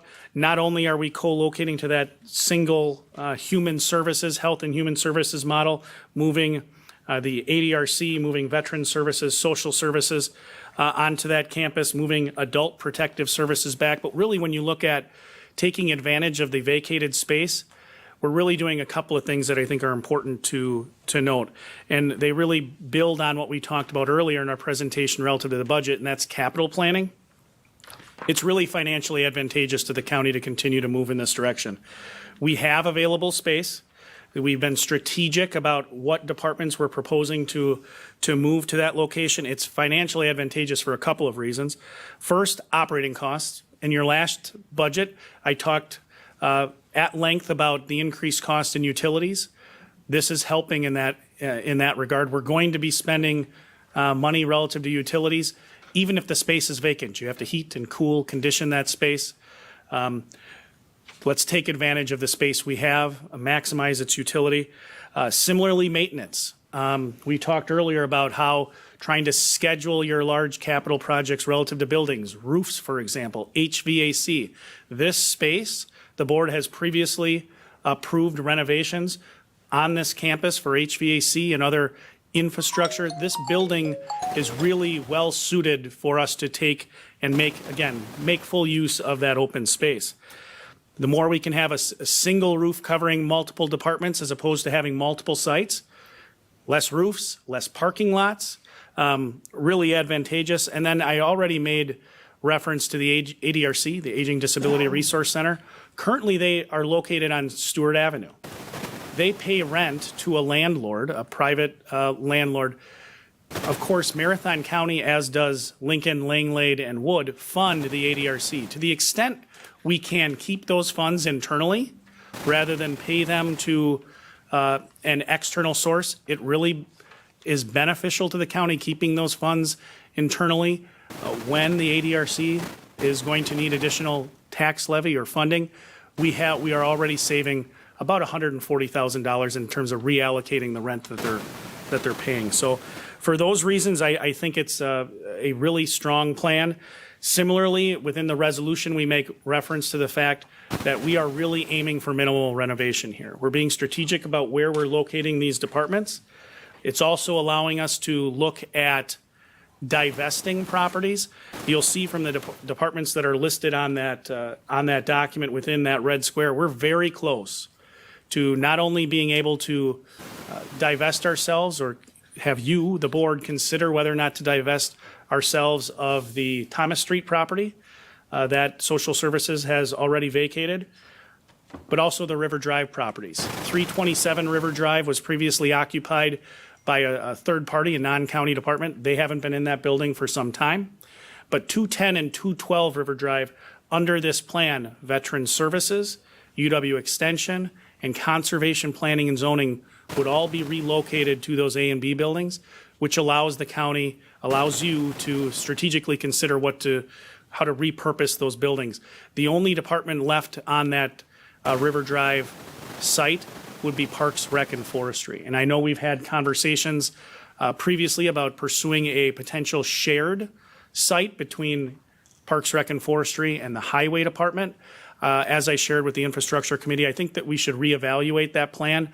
I think we have some more advantageous opportunities, financially advantageous opportunities, to make some much less costly renovations to our existing parks operations site, which the previous presenter showed you on a map, located just near the Marathon Park campus on Party Street.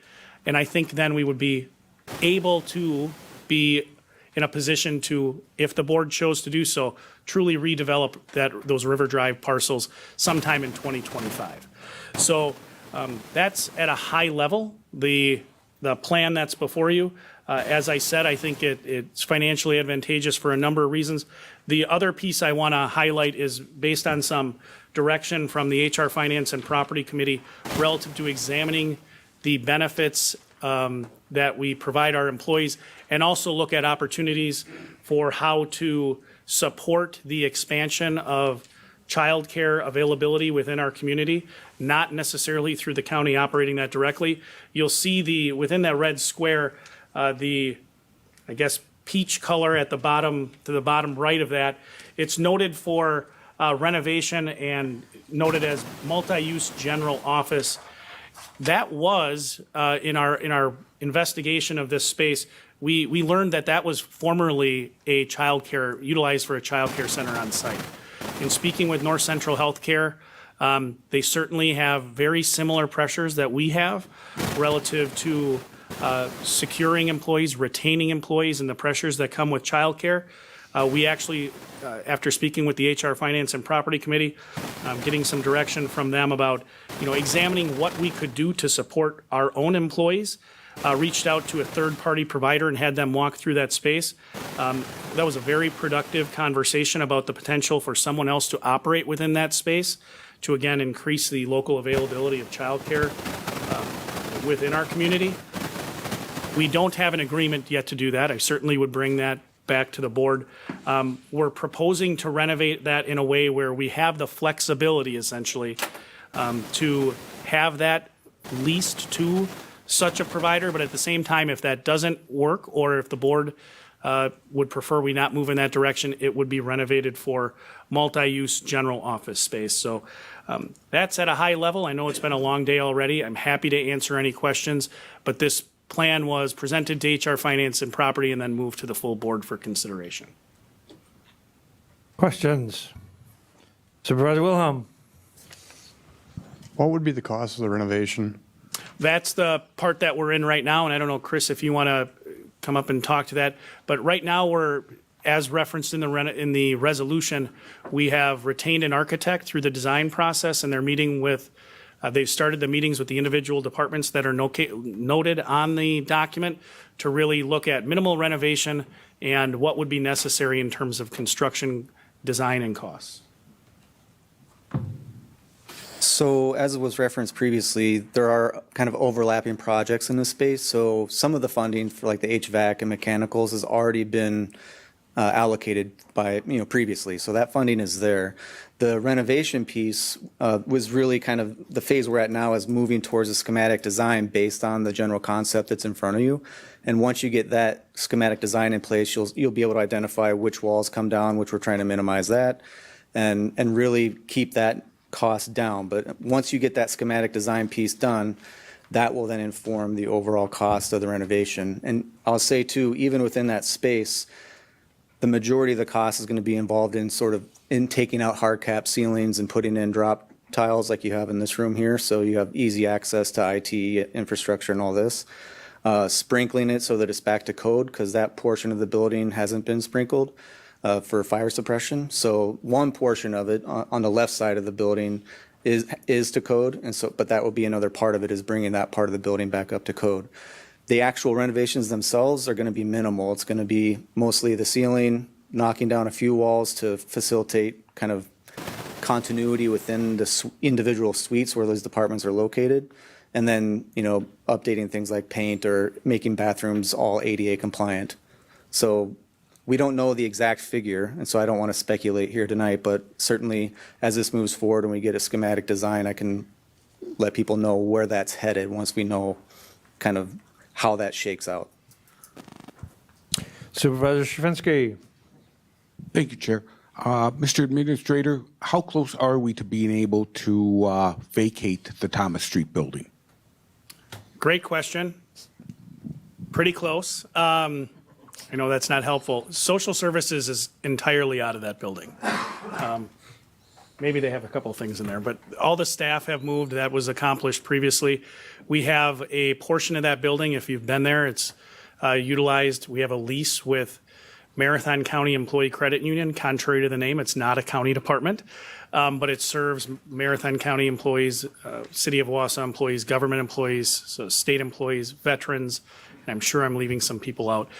We need to have a conversation with them about additional space for them to relocate to, because our lease was signed, I believe, in 2010. And it had an automatic renewal provision that required 1 year notice needed to be given by, I believe, December 31st of 2019. So we'll work with them. We've had conversations. They know of this project. And in fact, if you look to the bottom of that page with the red square on it, they are having a satellite location on the Lakeview Drive campus. So we just need to have that conversation with them. My thought in terms of what our next steps are relative to that really is going to be driven by HR, Finance, and Property. And the full board, what is the process we want to use for divestment? Is it something as simple as list the property for sale? Are there certain deliverables beyond simply a direct sale that the county board is looking for? Those things need to be fleshed out. But in terms of moving staff, county staff are out of that building. So what would be the time frame to move the credit union? I mean, can we end the lease as of the end of this year and put a deadline to that? What are the options, and how much space are they taking? I mean, is it 10% of the building, 5%, 25%? Of the overall social services building? Yes. I don't have the percentages off the top of my head, but I believe, I want to say We won't go and measure, just trying to get a rough idea. It's a small portion. It's really the front part. When you look at the social services building, hey, that part looks like it was added on, and you would be correct in saying that was added on. It's got a drive up. It's not overly large. I want to say it's 5,000 square feet of a 20,000 square foot building. But we do need to move those employees, and the space that they're moving to at the Lakeview Drive campus is not large enough to accommodate all of them. I'll be very transparent with you. The lease that was drafted doesn't have a termination clause, so Corp Counsel and I are working together with the credit union to figure out an answer. So we don't have anything that, from the lease perspective, that we can say, we're giving you 90 days notice, 180 days notice, 1 year's notice. I would love to have told you that lease had that. But the conversations have been very productive. And I did, if I can, Mr. Chair, I neglected one other piece that I think is really important with this plan. The blue area, the blue box within the red box, you'll see that denotes HR, Administration, and Finance. Our thought process, just to be very transparent with you, is we know, as I referenced earlier today, all of our buildings are in a life cycle of renovation. To the greatest extent we can minimize the cost of the future renovation that is going to be needed for this courthouse, it behooves us to do that. We will be essentially moving to largely 2 campuses for the vast majority of Marathon County general government employees, the Lakeview Drive campus and the courthouse. Relocating HR, Administration, and Finance opens up the opportunity here, in our estimation, to work within the building footprint that we have to make those renovations, and I'll give you a couple ideas of what those would look like.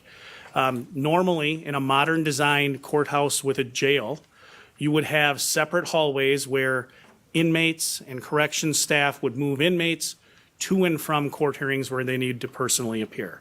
Similarly, it's very common. I used to work in the federal courthouse, both in Milwaukee and in Chicago, private hallways for judges to and from their offices to courtrooms so that they don't interact with the public and or with litigants. And you can understand why. Our courthouse does not meet either of those. We have limited private hallways for, I see Sandra's in the back. We have limited private hallways for our corrections staff to transport inmates. In fact, they transport a number of inmates to court using the public elevators. Just saw one of our staff today moving some inmates. So to the extent we can take non-courthouse essential personnel and locate them within already existing building footprints with minimal renovation, it should, in the future, decrease the cost of renovation here. Okay, Supervisor Dickinson. Thank you, Mr. Chair. So I just wanted to point out, being a member of ADRC, that that is not a decision that's been made by ADRC to move into the building. So I wonder if that would be able to be indicated that a decision has not been made. It almost makes it seem like they are already in by not having that noted on the map. And so then I wonder what other organizations that are listed here are not already in, so to speak, if that makes sense. I mean, we're moving our departments, right? We've kind of have a map for that, but is there something else as APS or? APS that's a great question, and I apologize if we've had productive conversations with the ADRC. The direction to staff was to continue the discussions, and we're working on a lease to bring back to the ADRC board, but you are absolutely correct. There's not a signed lease for that space.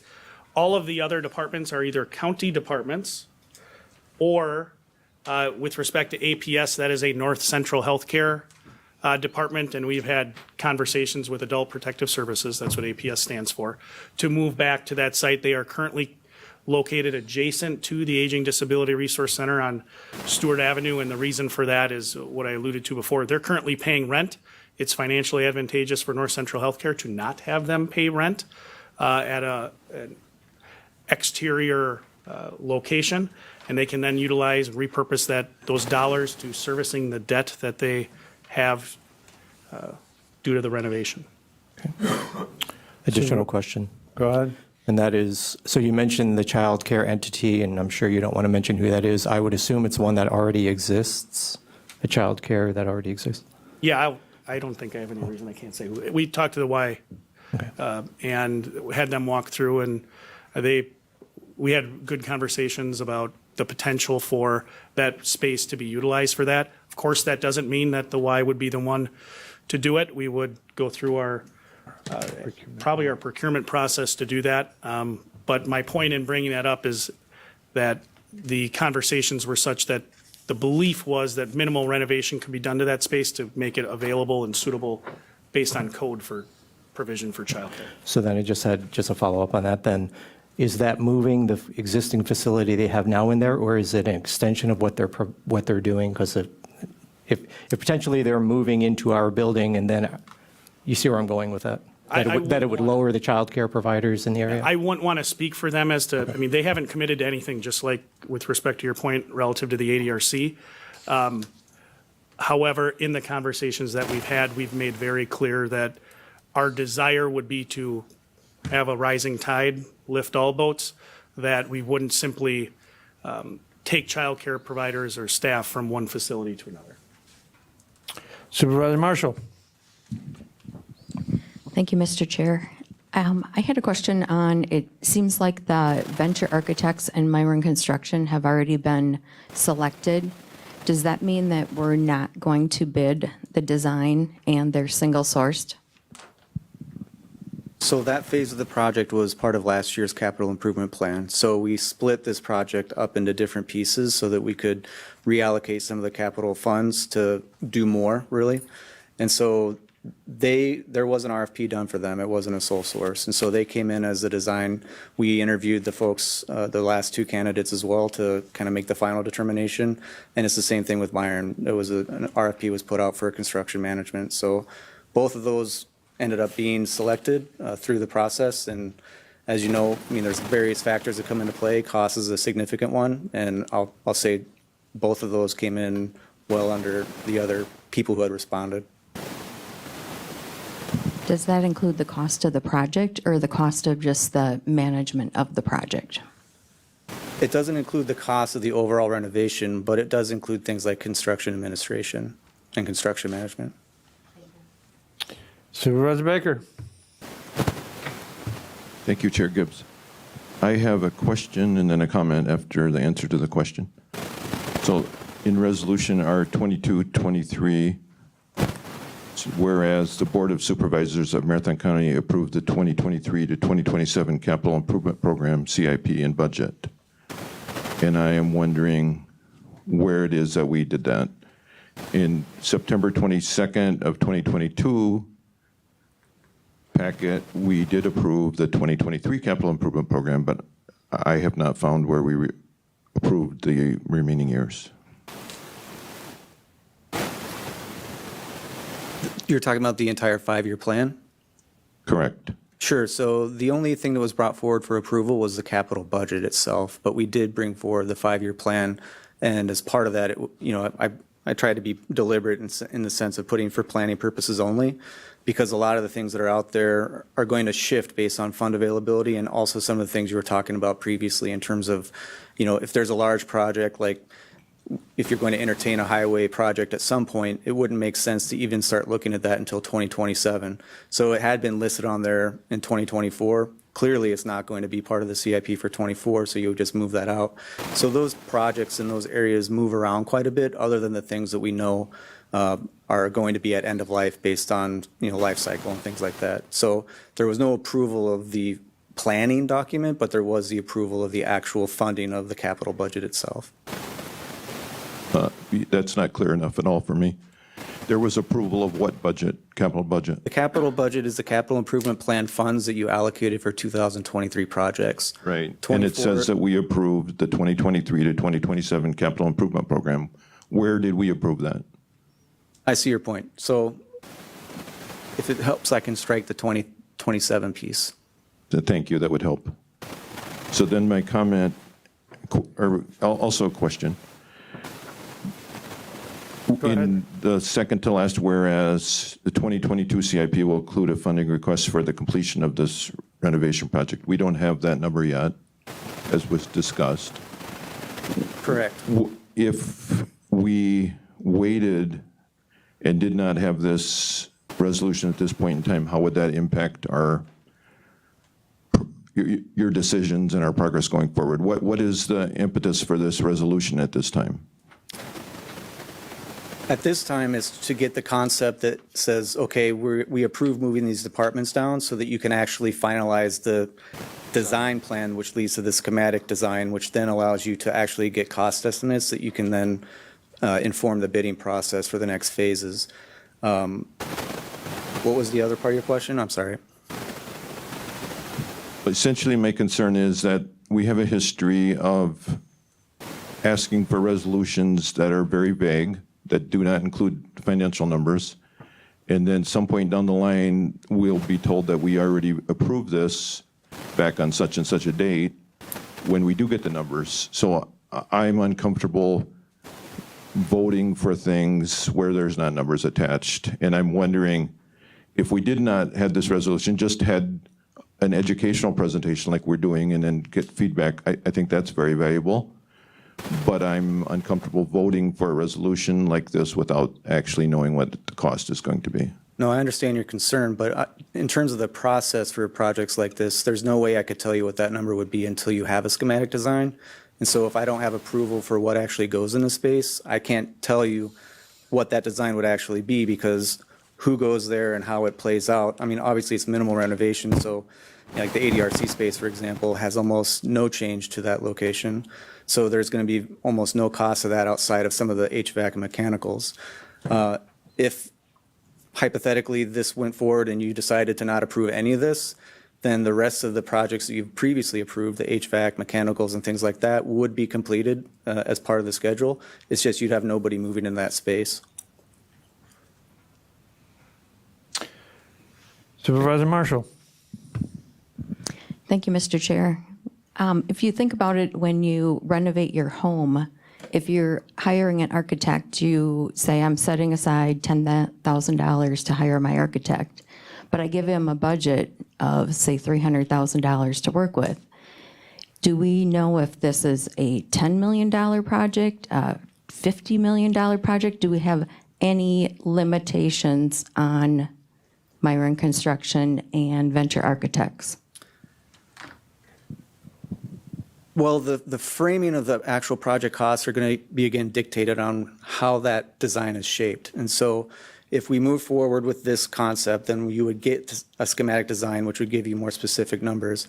So you don't have a specific budget moving forward, but based on what we are looking at now, with previously allocated funding for the HVAC and mechanical pieces of the project, this, and you don't hold me to it, but an educated guess would put this probably between $2 to $4 million. And if there were savings somewhere else, then you could offset some of those costs as well. But again, that's going to be framed out by the guidance we've got in terms of minimal renovation and things like that. So the least amount of renovation you can do, aside from all the gutting you're going to have to do in the building for the HVAC and mechanicals, that will keep the cost down and down and down. So essentially, you can reduce costs by not doing certain things. Even if you did this and improved it, there are still things you can cut out of it in terms of what that end cost would be. But it's not, I mean, it would never get anywhere near 10 million or something like that. And I guess I agree with Supervisor Baker that it is uncomfortable approving an ordinance or a resolution without having some idea as to what that number is. Can I, if I can? Go ahead. I want to make very clear, you're not, none of this renovation is going to happen beyond the HVAC, which was already approved through the 2023 budget, without this board allocating money. I apologize if we were unclear that approving this means this project is going to move forward. This is seeking continued direction, letting us know as staff, you're moving in the right direction in terms of what we want this space to be. I understand, I prefer to be as transparent as I can and forthright as I can. To the point before about an educational presentation, without you giving me the thumbs up, that's less clear if I'm moving in the right direction. I'm asking, is this still the direction, the will of the board of consolidating footprints with those large kind of ideas that I laid out before, that it gives you the opportunity to divest properties. It gives you the opportunity to bring organizations of which you're a part of back to the campus, should that board agree to do so in a financially advantageous way. We can't, as Chris said, bring you a number that has any confidence without the design. Right now, the design will move forward with what you tell us you want designed. So I apologize if we're making it sound like you're approving the project. This is approving the further design to get to a place where you can get a number. It would be like, I appreciate your analogy about hiring architect. Perhaps you can know what a project is. This is a step back. Me hiring an architect to get some ballpark of what it would cost for me to add a second story to my house and do some other renovation. I couldn't do that. I couldn't, without hiring the architect to give me the number, I couldn't come up with the number. We're in that sort of situation. This is our vision. We can ballpark it, like Chris said. I would much prefer to come back to you with, this is the schematic design. This is what our cost estimators are saying the project is set to cost. Our process for procurement is what Chris talked about before. We would put that project out for bid in accordance with our procurement ordinance and the state of Wisconsin statutes relative to public works. And we would perform that project should you allocate money, which you will have to do if you want to do that. Right, and I just want to note that the intention is also to do the educational presentation, if this were to be approved, to say, here's what it looks like in June. You know, no, there'd be no approval, but say, here's what the design you approve looks like. And at that point, if the design is set in like stone, so to speak, with your approval, then that allows the Myrons of the world to actually go out and do the cost estimation.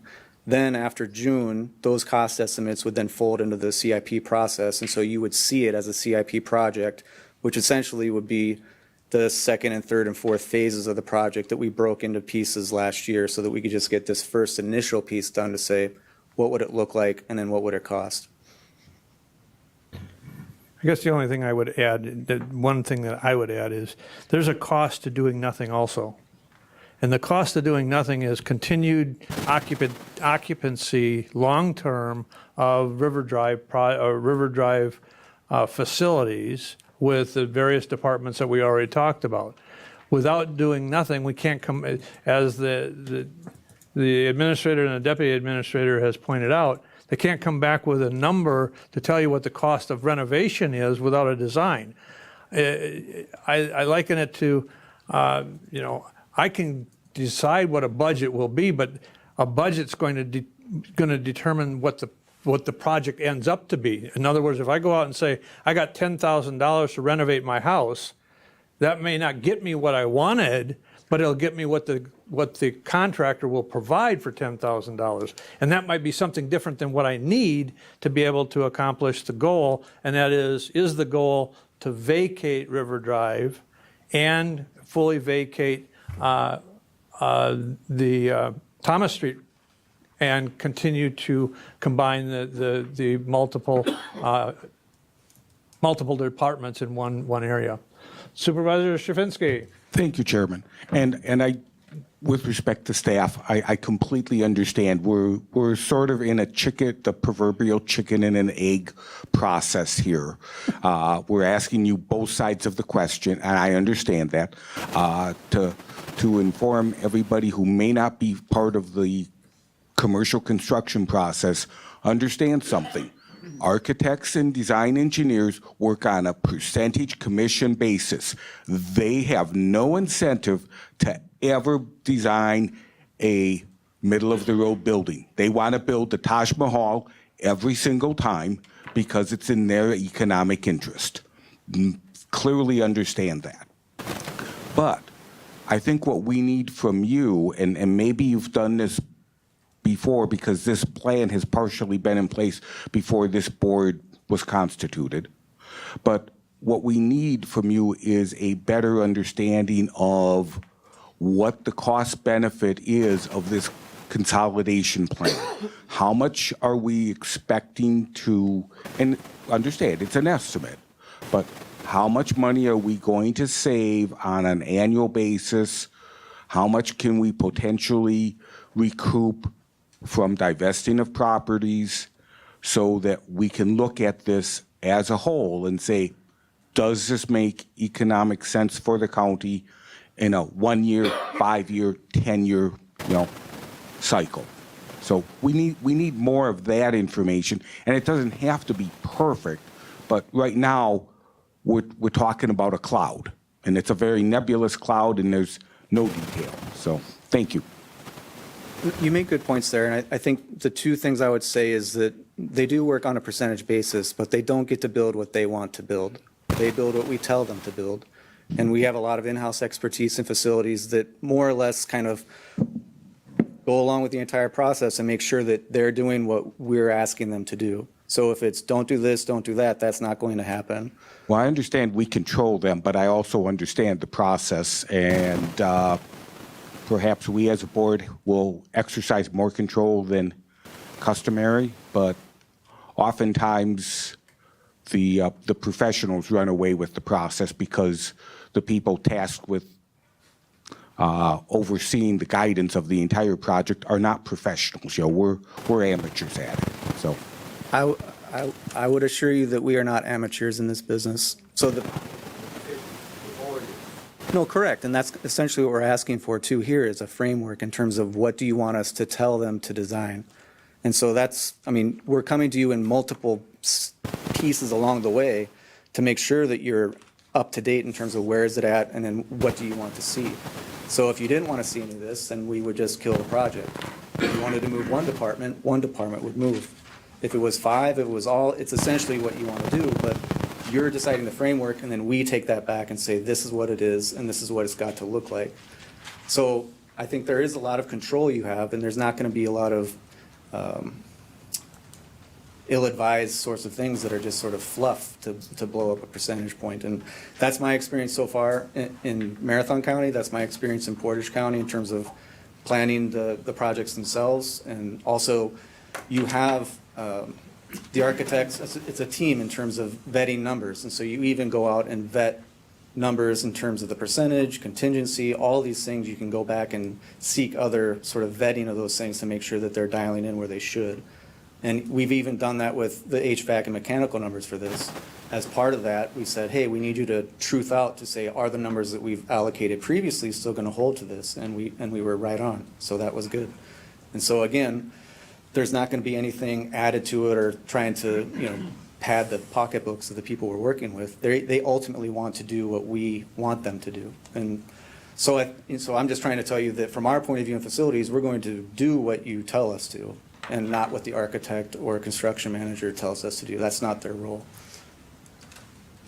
Oh, sorry.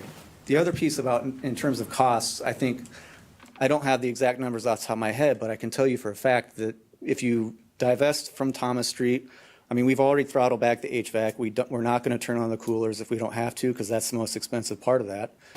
Same thing with River Drive. You've got utility costs, you've got maintenance costs, you've got all these things wrapped into each one of the buildings that you have. So the bigger footprint you have, it's not only the utility cost, it's the custodial cost, the maintenance costs, it's everything that has to go into that building to keep it sort of living and breathing for the staff who are operating within it. So if you shrink that down, every year you're easily going to be getting rid of 6 figures in terms of utility costs if you look at all of those buildings going away. Then bring those numbers forward. So I just want to make sure, Mr. Chair, what additional information we need to bring so that the board is comfortable. We can bring the energy utilization that Chris alluded to. We can bring you an estimate relative to divestment for at least one of the properties. I'm not going to say it in open session because it is financially advantageous for you to have those discussions relative to the value you perceive of a piece of property and what you're willing to do to get rid of it and close. But we can bring those two things. Is there anything else that would be helpful that the board is expecting us to bring back? Okay, Supervisor Dickinson. Thank you, Mr. Chair. So I was just going to ask, on the 23 CIP, there was another line item, a 23BM-07C, domestic hot water at Lakeview. Would that be part of this resolution as well? No, that's a separate project. Okay. All right, thank you. Supervisor Sandalski. Yeah, I just had a question. As far as property, I think maybe Tony already asked that. As far as the property values for the ones we were able to sell, maybe we could. I don't know if it's possible to have that in the resolution as a contingency of selling that property in order to proceed with the construction. Again, it's not advantageous to disclose that number in open session because it just is a disadvantage to this board to making an informed decision and disadvantageous to the taxpayer by providing that number out front because somebody's going to then say, that's the sale, you've already set the sale price. So that will be provided to this board in closed session at some future point. Supervisor Oberbeck. Thank you, Mr. Chair. I was just going to give the architect's perspective. The whole process is dealing with preliminary design and getting the facts and all the ideas as far as what systems to use and what to use within the building. There's lots of choices to be made that develop those costs. If you ask for a number right now, you can't give it. All you'd get is a square foot cost, or let's throw $100 a square foot at it. or 50 hours based on the finishes or whatever. So the idea is to go through that preliminary process and then associate costs with that. Then decisions can be made through the design development phase and then moving into construction documents. So it's a long process, and it develops a team that through mechanical engineers, structural engineers, changes to the building, plumbing, what you have to tear up in concrete. And there's a lot of decisions to be made going forth. So without that, your numbers are worthless. And you're going to add a contingency onto it that are, 15, 20%. So it's all a matter of going through that and then bringing back those dollars and those changes in a list or in some diagrams. Then you'll have something to work with as a board and make that decision. So that's what really is going to happen. Supervisor Krause. Thank you, Chair Gibbs.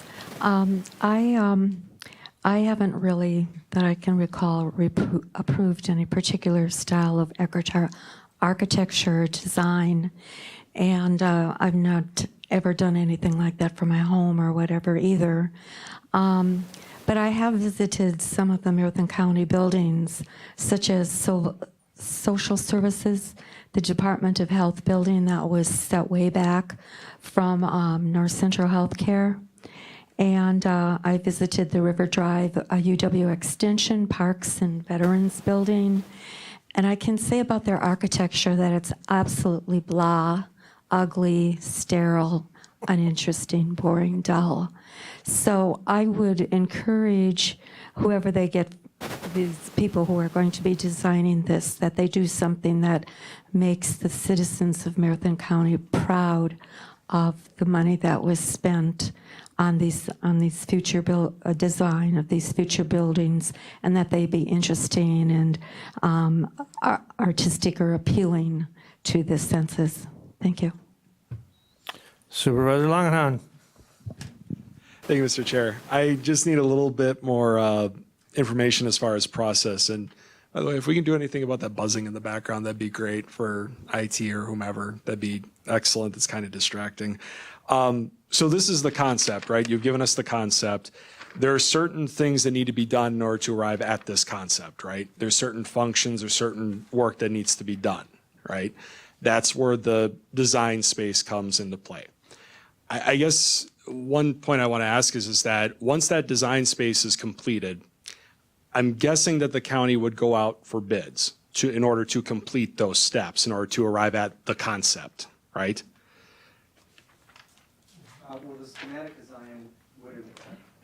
The schematic design would inform the bid estimates that just shape the project cost. Then if it were to be approved as part of the CIP project for 24, then yes, correct. Beginning in January, you would start to bid out the project, and you'd have your architect and your construction manager as part of that team that was referenced earlier to then go through those, pick the ultimate general contractor, and then move forward. Yeah, so just for the sake of this group, and I know that there's a CIP process that has to be completed yet, but let's not overlook that important last part, which is that the bidding process, which ultimately results in a savings for the county because, everybody's going to be trying to come at the lowest cost in order to meet these specs. So let's not forget that step either. Thank you. Okay, any other discussion?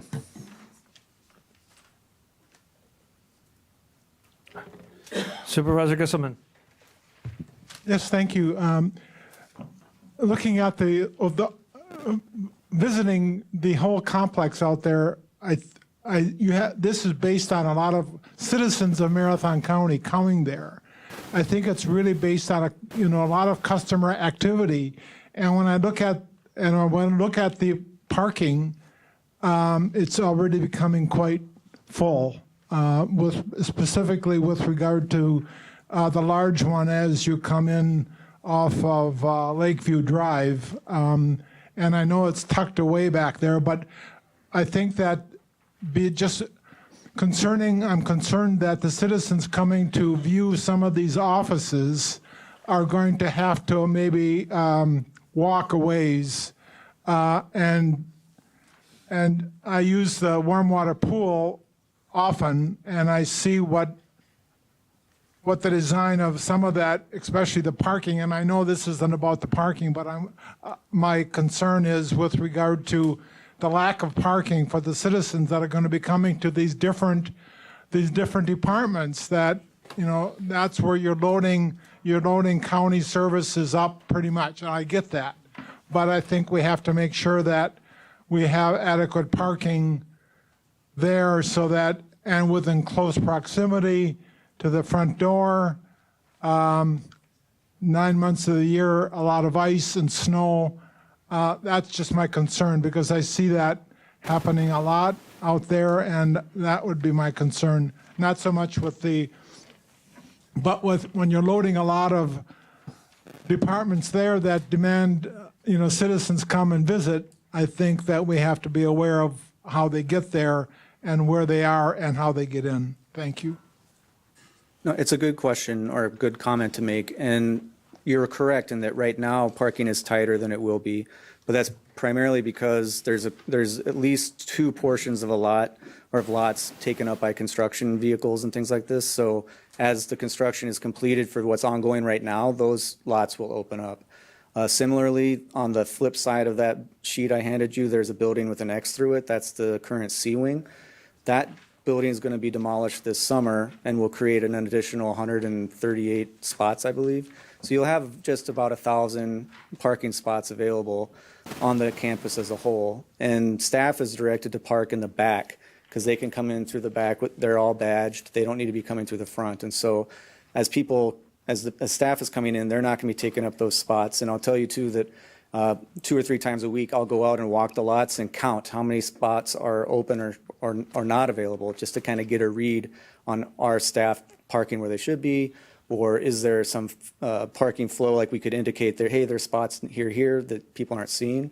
But once we get through the end of this summer, then the pressure on parking will go away to a great extent. And so then the other thing I'd say is that the bus does go through the campus as well. And so even if people aren't able to drive or don't want to drive, the bus stops at multiple spots. And will be meeting with the director and operations manager of Metro Rail to talk about how the bus works through the campus once some of these North Central departments move, and what it would look like with Marathon County departments moving in there. Like, would there need to be any changes, or could there be any changes to how they move through there, so that they are also getting sort of a smooth path through the campus itself, in addition to the public coming in as well.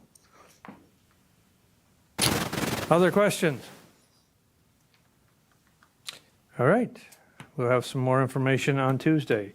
Moving on to item 9C, 4B, amend the 2023 capital improvement budget for Marathon County Jail Kitchen Project 23SH-03C in the amount of $64,205, Phase 1, transfer from ARPA funding.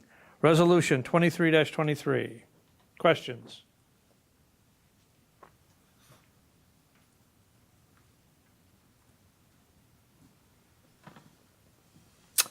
Supervisor Marash.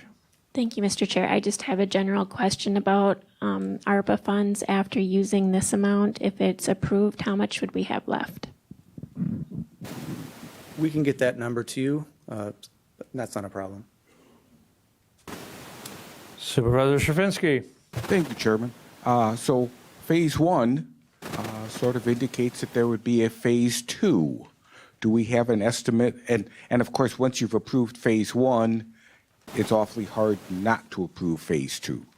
Do we have an estimate of some type on what Phase 2 would be looking at?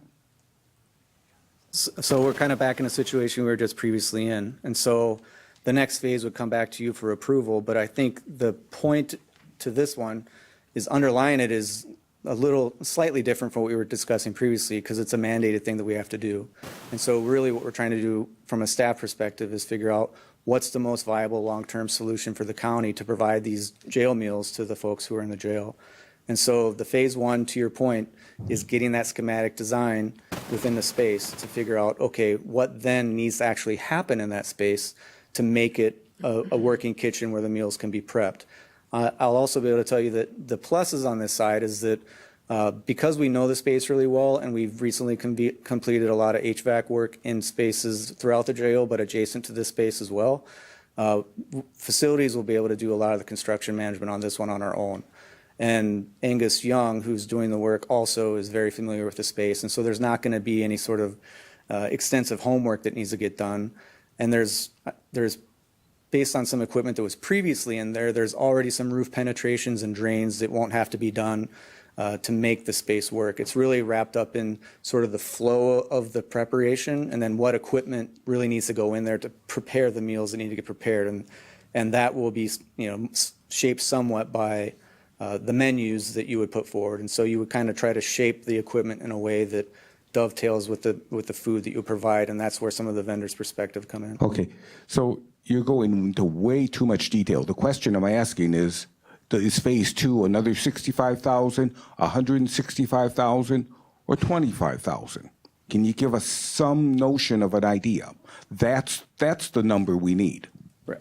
And I think to the point that was previously made, there's no way I could tell you a number and that hold true. You have to understand, you have to know what's actually going to happen there and then be able to estimate through the cost estimation process based on the design how to get to that number. But the same point that was made earlier, you are going to tack on contingencies because you have some issues you might run into. Now with this one, you probably have a less contingency because there's more knowns than unknowns. But still, those sorts of contingencies are accounting for some of the questions you have in a sense of, I'll give you an example of the cold storage demolition. Nobody knew that there was a bunch of asbestos-lined windows throughout that building because they bricked them over. But once you run into it, now you have to use your contingency to take on the abatement of the asbestos as part of the demolition project. If you didn't have that contingency, then there's no way you could have seen it, is what I'm trying to say, because it wasn't on the blueprints. Supervisor Wilhelm. Thank you. Is the kitchen going to be staffed by county employees, or is this going to be for outside contractor? It would be an outside contractor. So you would pursue a vendor through the same procurement process to prepare the meals in that space. And ideally, similar to the process we were talking about earlier, you would bring them on in the phase of a project where they can help inform some of those last steps in terms of equipment needs and things like this. We have Jail Administrator Sandra Ledoux, who can kind of give you a little bit more background on Where we're at. the winding road that has led us here today.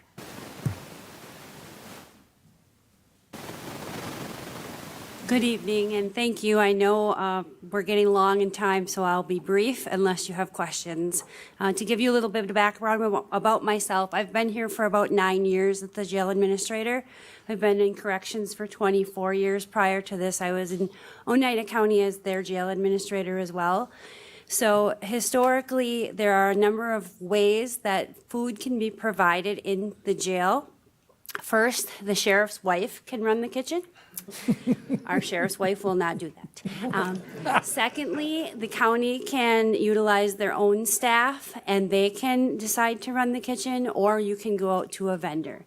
So in Marathon County, many, many years ago, the decision was made that they were not going to have a working kitchen, meaning we cannot prepare items here locally. During that time, they were able to contract with Lincoln County through their vendor. At the time, it was called CBM, and they paid Lincoln County a stipend through the vendor of $10,000 in order for us to use their equipment and for them to be able to make our items there, bring it here, where it was then dished up for our inmates. Last year, with all of the things that happened in the economy that everyone is aware of, they introduced a 22% increase to us for the food and the preparation. And on top of that, Lincoln County indicated that they wanted to increase their stipend to $40,000. When I presented that to the sheriff and then Administrator Leonard, we had discussions with North Central Healthcare in order to see if they would be able to provide that service in their space with the same amount of funds and keep that money kind of locally. and we gave it a try. And what we've determined is just based upon the space that they have and some of the difficulties that they have with staff, just like everywhere else, that we have a better opportunity to return to a vendor who may not have the same staff costs and reduce the amount per meal that we're having to pay versus what we're having to pay when we have not county employees, but similarly situated county employees that may be at a higher cost. So between that, buying power, things like that, it just seems right for us to do our diligence and go back to what would be a more cost-efficient provider for those meals. In order to do that, however, the largest cost associated with this is going to be putting in a kitchen where we can make the food here.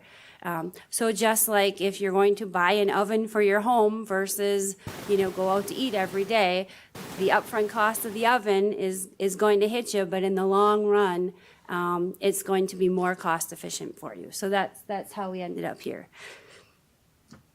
And if I could add one thing, it does give you a little bit more flexibility because as Deputy Administrator Holman referenced, right now, and Jail Administrator Ledoux, right now, we couldn't have county staff serve meals and make meals here because we don't have a working kitchen. Our plan is not to have county staff make meals here. It's to utilize a vendor. But to do that in a cost-effective way, we need to have a working kitchen. We discussed this at HR Finance, and I would defer to Chair Robinson. I mean, I'd love to present you a plan that it's like, hey, this is a great deal.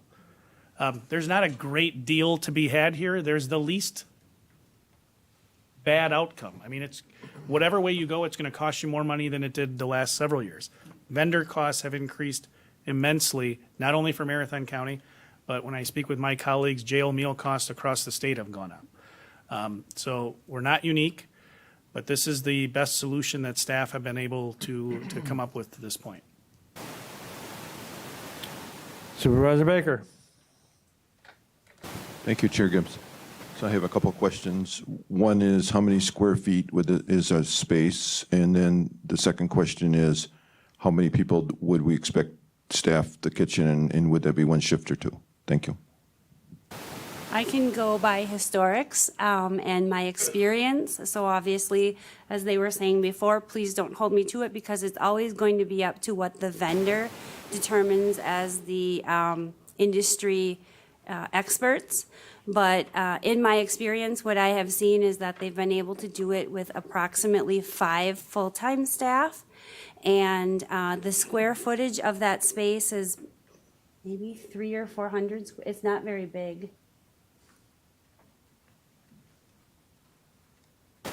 I would say it's closer to 800 square feet or so, but that also includes an internal office that would probably move across the hall to open up a little more space for the workflow. But to Sanders' earlier point, when we kind of reached out for perspectives about kind of what would this generally look like, the feedback has been that the space would be suitable in terms of the end goal of producing the meals in there. So that's been confirmed, at least from a vendor perspective, that that sort of location could work for anybody who was going to be in that space. Thank you. Supervisor Boots. Okay, just a second. Supervisor Dickinson, then Supervisor Boots.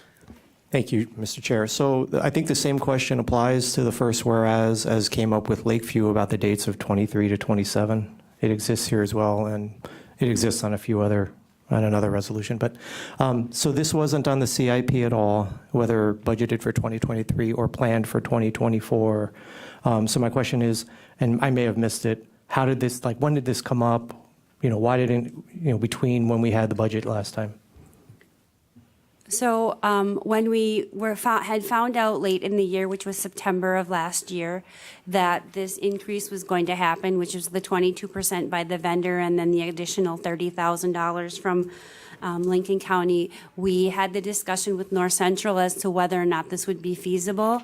So this came up when North Central got some time under their belt and were doing the job and came back and said, we can't provide this service long term. Thank you. So this is going to be funded with ARPA money. Are we expecting Fund 2 to use ARPA money? Do we have any idea? And that would get into the question of, our other projects, like Lakeview does have a 2024 number attached to it, 7.5 million, which is in that document. So I would assume there would be a number somewhere applied for Phase 2, and it does kind of get to the other question of, do we have an idea what that cost would be? I mean, the cost will get shaped through the process, but I think ultimately the funding decision is up to you, similar to the other decision you'll have on the next item. In terms of using ARPA, another thing to think about is, I know last year we had encumbered a little over $10 million for highway projects from ARPA, but we ended up not using it because it was going to damage the GTA formula, and so that's still hanging out there. And so essentially, I don't know the exact number of what's left with that taken out, but I know that if we unencumber that amount, because we're not using it for highway that we had previously planned, you'd have that pool to work with plus whatever the balance is beyond that. If I can just add one thing. Go ahead, Administrator Leonard, Just please. to reflect back to the budget from 2023, on page 34, we referenced, we had added a section to kind of illuminate the impacts of inflation on the county budget, and jail meals was one of those things that was referenced. And as Jail Administrator Ledoux indicated, we gave the agreement with North Central a try, thinking that it was going to, as we said, keep the money in-house. But that hasn't panned out. But the increase between 2020 and what we were quoted for our 2023 cost was 21.15%. So from 2020 to 2023 projected, it was about $145,000 increase. And again, we're not unique in that experience of those jail meal contracts coming back significantly higher than they were before. And the other thing, when NCHC took this on, there was some assumptions made, and some of the challenges that have come up is the transportation of those meals from the kitchen facility at NCHC, a capacity to produce the additional meals, and so there's a renovation cost, even if we had staffing at NCHC, that would have to be looked at to continue to provide the meals if there was the capacity to do so. I'm not saying that there is the capacity at NCHC to do that, but if there was, there would be also renovation costs down there to look at. So again, as the administration has alluded to, this is the least of the worst possible solutions to getting meals to the required people in the jail. The jail administrator had some additional. Actually, you caught, it was the transportation, so you got it. Okay, Supervisor Boots, please. I just wanted to say to the board that public safety has been apprised of the information from the sheriff's department. Both Sandra, Chief Deputy Milhausen, and Sheriff Billup have been telling us things as they were going along, as far as North Central Healthcare, how that fell through. And they have been keeping us up to date on what they're looking at. So it wasn't like we were blindsided, I guess. Maybe this board was because it went through public safety, because that's who they report to. So if you want to look back at our meetings, we did talk about them at several meetings. So I just wanted to bring that forward. Supervisor Krause. Thank you, Chair Gibbs. I have a two-part question. And the first is, where would you get the vendors from and how would you select them?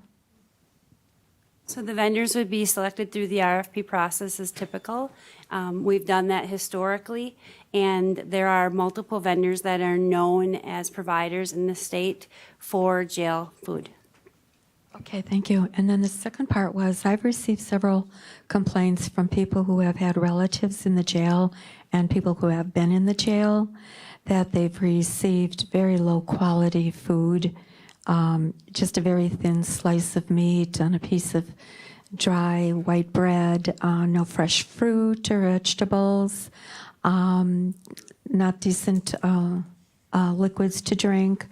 I was wondering, how are you going to, because people in the jail do already have some health problems, if not mental, physical, and I'm wondering, what are your plans or ideas on quality food for the jail prisoners? So that was part of the discussion that we recently had, but of course, when you provide things like fresh fruit over canned fruit or fresh vegetables over canned vegetables, there's going to be a cost increase.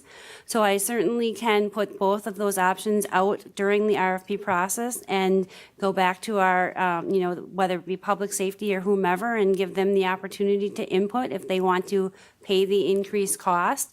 But I think what we try to do is use mitigating factors to provide enough food of decent quality in order to make people meet the nutritious guidelines that are provided to us versus high quality foods that cost more money that may not provide any more efficiencies or proficiencies than is necessary. Okay, any other questions in regards to that resolution? Okay, we'll move on to item 4C, amending the 2023 capital improvement budget for Eastgate Hall Boiler Replacement Project, 23 PO-08C in the amount of $179,300 transfer from ARPA. Resolution 24-23. Questions?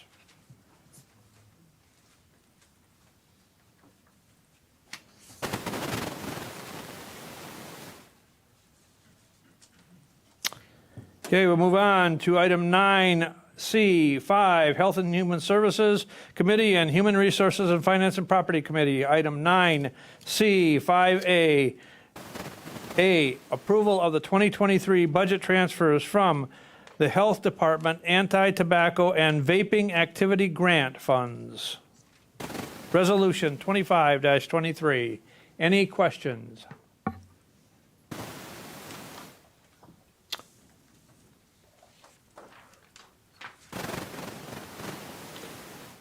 Okay, thank you. We'll move on to item 9C5B, a resolution of support for utilizing the state surplus funding to offset the supplemental payment decrease at North Central Community Services Program Board.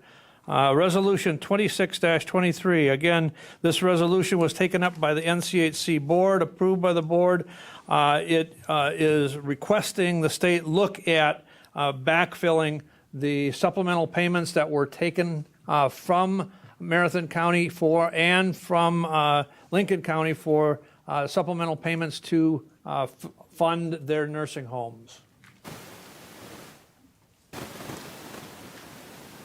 Any questions? Okay, we are down to announcements and/or requests. One announcement, and I'll make this announcement again next week, but that is that Eastern Towns is in the town of Bern next Thursday at 6:30 p.m. Excuse me, Western Towns. Just last night, so it'd be a little bit difficult making those. Vice Chair McEwen. Thank you, Mr. Chair. Good evening, everyone. It's great to be here.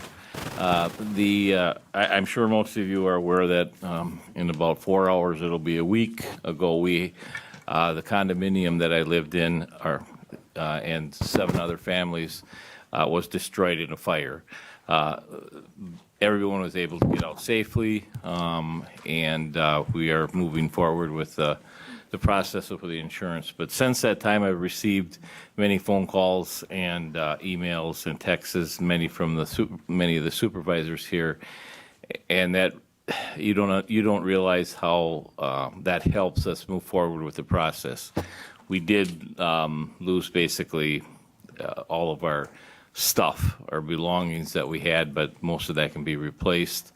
But just the kind words and the supervisors reaching out, expressing their sincere, thoughts that they would help any way they could, and they were sorry to hear for our loss. And I can just assure you that helps with the process of trying to get back to normal and return everything. My wardrobe will probably be different than I had in the past, but some people think that would probably be better. But and I guess there's been a lot of requests to what people can do, especially with the board, and I really appreciate that. But truly, your kind words and just to keep us in your thoughts and prayers will help us, move forward to this. We have insurance, and they've been great so far. And like I said, we had a cat that survived 17 hours after the fire, which was a blessing too. I have no idea how she made that, but I think she burned up 8 of her 9 lives. So, but that was a plus too. But I really want to say thank you, and like I said, just please keep us in your thoughts and prayers, and like I said, your kind words and just you thinking of us. It means a lot to us. So thank you.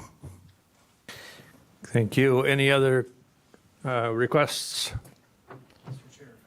I Mr. apologize. Thank you, Mr. Chair. I have one other appointment I referenced before that if anyone's interested from the board and serving on the North Central Community Action Program board, please reach out to me.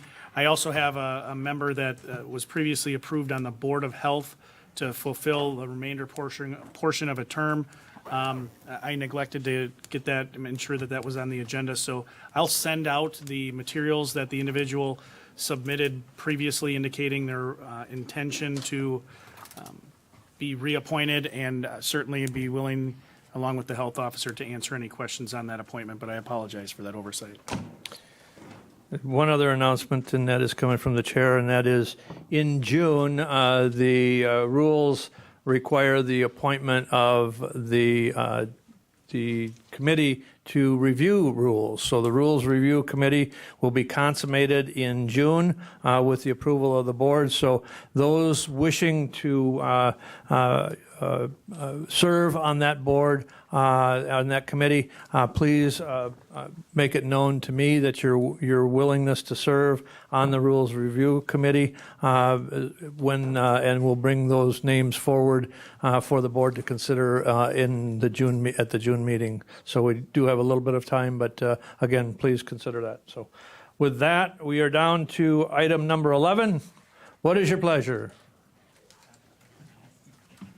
There's a motion by Supervisor Longenon and a second by Supervisor Vensky to adjourn. All those in favor of adjournment signify by saying aye. Aye. Opposed? Opposed? We stand adjourned. Just another quick announcement.